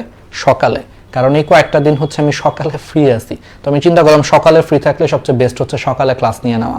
কারণ তোমরা একটা জিনিস খেয়াল করো, হ্যাঁ, কারণ রাত্রেবেলা হচ্ছে পড়ার সময়, তো একান্ত বাধ্য না হইলে, মানে আমার সমস্যা না থাকলে আমি চাচ্ছি যে মানে তোমাদের ক্লাসগুলো যত বেশি পারা যায় সকালের মধ্যে নেওয়ার জন্য। তাহলে সকালে উঠে তোমরা পড়লা, আমার সাথে ক্লাস করলা, রাত্রে হচ্ছে টানা হচ্ছে নিজেরা পড়লা। প্রথম ক্লাস আমরা একটু রাত্রের দিকে শুরু করলাম, প্রথম ক্লাস সকালে শুরু করলে আবার আজকে তোমাদের এগ্রির এক্সাম ছিল, ঠিক আছে, এই জন্য আমরা হচ্ছে আজকে রাত্রে ক্লাস রাখছি। তো তোমরা রুটিনটা কিন্তু দেখছো, রুটিনে তোমরা দেখবা যে আগামীকালের যে ক্লাসটা, আগামীকালের ক্লাসটা কিন্তু সকালে আছে। তার মানে সকালে বলতে আজকে সকালে, মানে এই যে কালকেই সকালে, তার মানে বেশিক্ষণ নাই, আর 10 ঘন্টা পরেই তোমরা হচ্ছে আবার আমার ক্লাস পাবা আর কি, ঠিক আছে। তো সকাল 10টায়, ঠিক আছে, সকাল 10টায় ক্লাস আছে আগামীকাল, মানে বুঝতেই পারতেছো। তো আমরা তারপরে হচ্ছে বাকি পার্টগুলো পড়াবো। তো আজকে মনোস্যাকারাইড পর্যন্তই পড়ো। তাহলে ফার্স্ট ক্লাস হিসেবে, মানে সেকেন্ড টাইমারদের আলাদা ফার্স্ট ক্লাস হিসেবে আমরা কিন্তু আজকে অনেক কথা বলছি, কথাগুলো কিন্তু একটু মনে রাখো, এটা কিন্তু ইম্পর্টেন্ট। আর আমাদের সকল ক্লাস, এই যে যেই ক্লাসগুলো লাইভ হয়ে যাচ্ছে সেগুলো সেভ থাকবে কোথায়? সকল ক্লাস কিন্তু আলটিমেটলি সেভ থাকবে হচ্ছে তোমার এই গ্রুপের ফিচারডে হচ্ছে সেভ থাকবে, ঠিক আছে। আর আগের ক্লাসগুলা, শর্টের কিছু ক্লাস হয়েছে, ফার্স্ট টাইমারদের সাথে কিছু শর্টের ক্লাস হয়েছে, আমি বিশ্বাস করি যে শর্ট সিলেবাসের ক্লাসগুলা সব কিন্তু তোমাদের লাগবে না। শর্টের মনে করো অর্ধেক ক্লাস হয়েছে, বাকি অর্ধেক ক্লাস মনে করো হচ্ছে তোমাদের হবে এইচএস, মানে ফার্স্ট টাইমারদের সাথে বাকি অর্ধেক ক্লাস হবে। তার মানে তোমাদের ক্লাসের সিস্টেমটা আমি বলি একবার ইজিলি, শর্টের বাইরের যত চ্যাপ্টার আছে, জিকে ইংলিশের যত ক্লাস আছে, সবগুলা ক্লাস লাইভে পাবা, এবং এই সবগুলা ক্লাস হচ্ছে এই গ্রুপের, এই সেকেন্ড টাইমারদের সাব গ্রুপের ফিচারডে হচ্ছে সেভ করা থাকবে। আর শর্টের ক্লাসগুলা, এই পর্যন্ত যতগুলা শর্টের ক্লাস হয়েছে ফার্স্ট টাইমারদের সাথে, সেটা আমাদের মেইন যে গ্রুপটা সেই গ্রুপের ফিচারডে হচ্ছে পাবা, ঠিক আছে। এই হচ্ছে তোমাদের কাহিনী আর কি, আর কোনো ই নাই। ওকে, তাহলে এইভাবে হচ্ছে পড়বা। আর বাকি সব রিসোর্স এই গ্রুপেও পাবা, ওই গ্রুপেও পাবা, সব গ্রুপেই পাবা, ঠিক আছে, টেনশন করার কোনো কারণ নাই। তো এই হয়েছে ঘটনা। তাহলে তোমরা হচ্ছে ক্লাসগুলো দেখো, ঠিক আছে। মেইন গ্রুপে ঢুকে ওই মেইন গ্রুপের ফিচার্ড আছে, সেই ফিচার্ডে আগের যতগুলা ক্লাস হয়েছে সেই হয়ে যাওয়া ক্লাসগুলো একটু দেখতে থাকো। এগুলো সব শর্টের ক্লাস হয়েছে। সো শর্টের ক্লাস আমার মনে হয় না যে সেকেন্ড টাইমার হিসেবে তোমার খুব বেশি প্রবলেম হবে, কারণ শর্টের ক্লাসগুলো আমি তো বললামই, তোমাদের প্রবলেম থাকলেও অল্প প্রবলেম থাকবে। সো তোমাকে শর্টের ক্লাসগুলো তুমি সহজেই কাভার করতে পারবে, এগুলো সব দেখাও লাগবে না। দেখা গেলো তুমি অনেক চ্যাপ্টার তুমি এমনিতেই পারো, সেগুলো আমাদের ক্লাস করার দরকার নেই। আর শুনো, সময় বাঁচানোর চেষ্টা করবা। তুমি ধরো শর্টের অনেক চ্যাপ্টার, যেমন একটা এক্সাম্পল দিই, কোষ বিভাজন, তুমি মনে করো অনেক ভালো পারো, মনে করো শর্টের মধ্যে মনে করো তোমার কথার কথা, রক্ত সঞ্চালন, এই চ্যাপ্টারটা মনে করো তুমি অনেক ভালো পারো, তাহলে যেগুলো তুমি অনেক ভালো পারো সেগুলো আমাদের ক্লাস দেখার এখন দরকার নেই। আমি তো তোমাদেরকে বলি টাইম সেভ করতে হবে, যেগুলো তুমি পারো এগুলো দেখার দরকার নেই। কিন্তু শর্টের বাইরের চ্যাপ্টারের ক্লাসগুলো একটু একবার দেখো, কারণ এগুলো আগে তুমি পড়ো না এইভাবে, আমি জানি এগুলো তোমরা কেউ এইভাবে পড়ো নাই, ঠিক আছে। শর্টের বাইরের চ্যাপ্টারগুলো, জিকে ইংলিশগুলো ভালো মতো পড়ো নাই, সো এইগুলো করবা। তো শর্টের যে ক্লাসগুলো তোমাদেরকে রেকর্ড দেখতে বলতেছে, যেগুলো হয়ে গেছে, ওইগুলা ক্লাস সংখ্যা তোমাদের কাছে দেখে মনে হতে পারে, মনে হয় প্রায় 36-37টার মতো মনে হয় ক্লাস আছে, নাকি আর একটু 2-1টা বেশি থাকতে পারে। তোমাদের কাছে দেখে মনে হতে পারে ভাইয়া এতগুলা ক্লাস হয়ে গেছে অলরেডি ফার্স্ট টাইমারদের সাথে, এতগুলা কখন শেষ করব? কিছুই না ভাই, সব শর্টের ক্লাস হয়েছে। শর্ট সিলেবাসের ক্লাসকে তোমার দেখার দরকার আছে? দরকারও নাই। তারপরও যদি কারো দেখতে ইচ্ছা করে যে ভাইয়া অমুক টপিক আমি একটু দুর্বল, ওইটা একটু বুঝি না, বা কেমিস্ট্রির ক্লাসগুলো বিশেষ করে শর্টের যে ভাই ওইগুলো একটু আমাদের বেসিক প্রবলেম আছে, দেখতে পারো চাইলে। আদারওয়াইজ আমি বলবো যে ওইগুলো ওইভাবে পারলে দেখার দরকার নেই, ঠিক আছে। বাট এই ক্লাসগুলো দেখবা, লাইভ করবা, কালকে হচ্ছে রাত 10টায় তোমাদের সাথে কিন্তু দেখা হবে, ঠিক আছে। তো তোমাদের কোনো প্রশ্ন থাকলে হচ্ছে প্রশ্ন করতে পারো। আর রিসোর্সগুলো তো বললাম যে ওই গ্রুপে সব রিসোর্স আছে, তোমরা যেই মেইন গ্রুপে যেখানে রিকোয়েস্ট দিছিলা, আর এই গ্রুপে কালকে বা পরশুর মধ্যে আমরা বাকি রিসোর্সগুলোও দিয়ে দিব। আমাদের মডারেটর হচ্ছে এগুলো আপলোড করে, তো বেচারা আজকে ঢাকায় পরীক্ষা দিয়ে আবার আজকে বগুড়া চলে যাচ্ছে বা রাজশাহী চলে যাচ্ছে, ওর গ্রামের বাড়ি হচ্ছে রাজশাহীতে। তো আজকে মনে হয় এখন বাসে আছে, সো হয়তো একটু কালকে যেয়ে তারপরে কালকে রাত্রে হয়তো দিবে আর কি, ঠিক আছে। ওকে, ঠিক আছে। হ্যাঁ, কালকে কিন্তু এক্সাম হবে, ঠিক আছে। কালকে কিন্তু রাত 10টায় হচ্ছে এক্সাম হবে, ঠিক আছে। ওকে, ক্লাস হচ্ছে সকাল 10টায় ভাই, ক্লাস হচ্ছে সকাল 10টায়, এক্সাম হচ্ছে রাত 10টায়। সো দুইটার মধ্যে গুলায়া ফেলো না কোনটার কখনই। অনুশীলনের সলভ ক্লাস এটা তোমাদের জাদিদ ভাইয়া আর হচ্ছে কিছু জুনিয়র পোলাপেন নিবে অনুশীলনের সলভ ক্লাসগুলো, ঠিক আছে। আর কিছু সলভ ক্লাস হচ্ছে আমার নেওয়া আছে, সেগুলো আমরা দিব না। অনুশীলনের সলভ ক্লাসগুলো আমরা রেকর্ড দিব, এগুলো লাইভে করার কোনো দরকার নেই, সময় নষ্ট হবে। রেকর্ড থেকে তুমি দেখে নিবা সুন্দর করে। এগুলার সলভ ক্লাসগুলো কিছু আমি নিব বা নিছি অলরেডি, সেগুলো আমি তোমাদেরকে রেকর্ড দিয়ে দিব বা ইউটিউবের লিঙ্ক দিয়ে দিব, সেখানে আছে। যেমন জৈব রসায়নের সলভ ক্লাস কিন্তু আমাদের কাছে আছে, অনুশীলনের সলভ ক্লাস হাজারি স্যারের বইয়ে ইউটিউবে আমি নিয়ে রাখছি, ওগুলো আমরা লিঙ্ক দিয়ে দিব না। আর যেগুলোর সলভ ক্লাস নাই, বিশেষ করে হচ্ছে কেমিস্ট্রি আর ফিজিক্স, একটা কথা মাথায় রাখবা, বায়োলজি সলভ ক্লাস লাগে না। বায়োলজি শর্ট সিলেবাস থেকে মানে অনুশীলনের সলভ ক্লাস, বায়োলজি বই পড়লে অনুশীলনের প্রশ্ন আলাদা করে পড়ার দরকার হয় না, পারা যায়। বায়োলজি দেখবা বইয়ের লাইন পড়লে ওই বইয়ের লাইন থেকে অনুশীলনের প্রশ্ন আসে। সলভ ক্লাস লাগে আসলে কিসের? কেমিস্ট্রি আর হচ্ছে ফিজিক্সের সলভ ক্লাস লাগে, অনুশীলনের সলভ ক্লাসগুলো লাগে, ঠিক আছে। কেমিস্ট্রি ফিজিক্সেরই সলভ ক্লাসগুলো আমি এবং তোমাদের জাদিদ ভাইয়া আর দরকার পড়লে হচ্ছে আরো 2-1 আমরা নিছি টিচার, ওরা হচ্ছে সলভ ক্লাসগুলো করাবে, ঠিক আছে। এগুলা রেকর্ড ক্লাস তোমরা আপলোড দিব, তোমরা হচ্ছে দেখতে পারবা। কিছু ক্লাস আছে আর কিছু ক্লাস আমরা রেকর্ড করব, প্রেশার আর কি, বুঝোই তো। তারপরে মেইন কথা হচ্ছে যে তোমরা নিজেরাও সলভ করো, আমাদের জন্য বসে থাকলে কিন্তু হবে না। আমরা যে ক্লাসে এত সুন্দর করে বেসিক সহ পড়ায় দিচ্ছি, এগুলো দেখে দেখে নিজেরাও কিন্তু অনেকগুলো সলভ করে ফেলতে পারো, করে ফেলবা। যেগুলো পারবা সলভ করে ফেলবা, পড়ে ফেলবা, বসে থেকে তো আসলে লাভ নেই, ঠিক আছে। আমরা তো আমাদের মতো সাধ্য মতো চেষ্টা করবোই, নিব। তারপরেও তো একটা চাপের ব্যাপার থাকে, প্রেশার থাকে। অনেক সময় দেখা গেল আমি বললাম আজকে নিব, আজকে নাও নিতে পারি, 2 দিন লেট হয়ে যেতে পারে। তোমরা তোমাদের মতো পড়তে থাকবা, কখনো আমাদের জন্য মানে বসে থাকবা না যে ভাইয়ারা সলভ মানে অনুশীলনের সলভ ক্লাস না দিলে আমরা একটা ক্লাসও করবো না। না, তোমাদেরকে যে বেসিকগুলো পড়াচ্ছি, এই বেসিকগুলো পড়লেই কিন্তু দেখবা যে বিশেষ করে যখন কেমিস্ট্রি ক্লাসগুলো আমরা পড়াবো, দেখবা আমরা যেভাবে ডিটেলস কেমিস্ট্রি পড়াচ্ছি, ওইগুলো পড়লে তোমার আসলে সলভ ক্লাসও তোমার অলমোস্ট 80-90% তুমি নিজেই সলভ করতে পারবা, করে ফেলবা, বসে থাকবা না, ঠিক আছে। ওকে, আর যদি কোনো প্রবলেম থাকে আমাদের টেলিগ্রামে হচ্ছে প্রবলেমগুলোর ছবি তুলে পাঠাবে, ইনশাল্লাহ আমরা সলভ করে দেওয়ার চেষ্টা করব, ঠিক আছে। তাহলে আগামীকাল 10টায়। আর সবচেয়ে ইম্পর্টেন্ট কথা আমি আবারও মনে করায় দিই, আমাদের ক্লাসগুলো কেমন লাগছে এটা তোমরা একটু আমাদের ডিএমসি স্টেশন হচ্ছে ফেসবুক গ্রুপে হচ্ছে একটা রিভিউ দিতে পারো। আজকে ফার্স্ট অনেকে ক্লাস করলা সেকেন্ড টাইমার হিসেবে, তোমার কাছে কেমন মনে হয় যে ক্লাসগুলোকে আসলে ইফেক্টিভ হচ্ছে কিনা, বা আজকে একটা ক্লাস তো করেও ফেললা, কেমন ইফেক্টিভ হয়েছে, বুঝতে পারছো কিনা, আমরা কি অনেক সুন্দর করে ডিটেলস পড়াইছি কিনা, বেসিক ক্লিয়ার হয়েছে কিনা তোমাদের। যদি সবকিছু ভালো লাগে অবশ্যই হচ্ছে তোমরা আমাদের ডিএমসি স্টেশন যে ফেসবুক গ্রুপটা আছে, আমাদের মেইন যে ফেসবুক গ্রুপ, একটা রিভিউ দিতে পারো যে কেমন লাগছে আসলে, ঠিক আছে, ক্লাসগুলো, এবং আমাদের প্ল্যানগুলো তোমাদের কাছে ভালো লাগতেছে কিনা, যে আসলে ডিটেলস হবে কিনা আর কি জিনিসগুলো। কারণ আমি বিশ্বাস করি শর্টের বাইরের চ্যাপ্টারগুলো এভাবে ডিটেলসে পড়াইতে হবে, কারণ তোমাদের বেসিক অনেক দুর্বল। এখানে হুট করে অল্প শর্টকাটে পড়ালে তুমি মনে রাখতে পারবা না, বুঝতে পারবা না। সো আমাদের ডিএমসি স্টেশন এটা হচ্ছে আমাদের ফেসবুক গ্রুপ। তাহলে এই গ্রুপে তোমরা হচ্ছে একটা সুন্দর করে কিউট হচ্ছে রিভিউ দিও, খারাপ লাগলেও বলিস যে একটু ভালো লাগছে, ঠিক আছে। তাহলে 2টা ডাল ভাত আসবে, একটু সুন্দর করে হচ্ছে রিভিউ দিও যে সেকেন্ড টাইমারদের প্রথম ক্লাসটা, আলাদা ব্যাচের প্রথম ক্লাসটা কেমন লাগছে তোমাদের সবার কাছে, ঠিক আছে। আর আমাদের গাইডলাইনগুলো কেমন লাগছে, কথাবার্তাগুলো কিন্তু ইম্পর্টেন্ট। আর যাওয়ার আগে আরেকবার মনে করায় দিচ্ছি, আত্মবিশ্বাস, নিজের উপরে বিশ্বাস, এটা সবচেয়ে ইম্পর্টেন্ট জিনিস চান্স পাওয়ার জন্য। নিজের উপরে বিশ্বাস রাখো, ইনশাল্লাহ তুমি ভালো করবে। একবার খারাপ করছো এর মানে এটা না যে তুমি খারাপ স্টুডেন্ট, এর মানে এটা না যে তোমাকে দিয়ে আর কিছু হবে না, হবে। জাস্ট মাথায় রাখবা এই বছর যেই ভুলটা করছো 22-এর পরীক্ষার সময় মেডিকেল অ্যাডমিশনে যেই ভুলটা করছো 10 তারিখে যেই ভুলটা করে আসছিলা, মার্চ মাসের 10 তারিখে, সেই ভুলটা যাতে এই সামনের পরীক্ষাটা যাতে না করো, এটা যদি খেলে ইনশিওর করতে পারো ইনশাল্লাহ তুমি চান্স পেয়ে যাবা, ঠিক আছে। পড়ো, আত্মবিশ্বাস রাখো যে এবার ঠিক মতো সব কাজ করলে অবশ্যই চান্স হবে। আর একজন যদি ডিএমসিতে চান্স পায় সেকেন্ড টাইমার হিসেবে, সে একজন যাতে আমি হইতে পারি, এইভাবে দৃঢ় মানসিকতা নিয়ে পড়তে বসো, তাহলে ইনশাল্লাহ দেখবা চান্স হয়ে গেছে। তাহলে ভালো থাকো, কালকে সকাল 10টায় আবার বকবক করতে চলে আসবো তোমাদের সামনে, হচ্ছে আবার বকবক করবো কালকে সকাল 10টায়। ভালো থাকো আর পড়ে রাখো। তাহলে আজকে কি পর্যন্ত পড়াইলাম? আজকে পড়াইলাম হচ্ছে মনোস্যাকারাইড পর্যন্ত হচ্ছে পড়ে রাখো, এটা কালকে রাত 10টায় হচ্ছে এক্সাম দিয়ে ফেলবা, ঠিক আছে। আল্লাহ হাফেজ, আসসালামু আলাইকুম।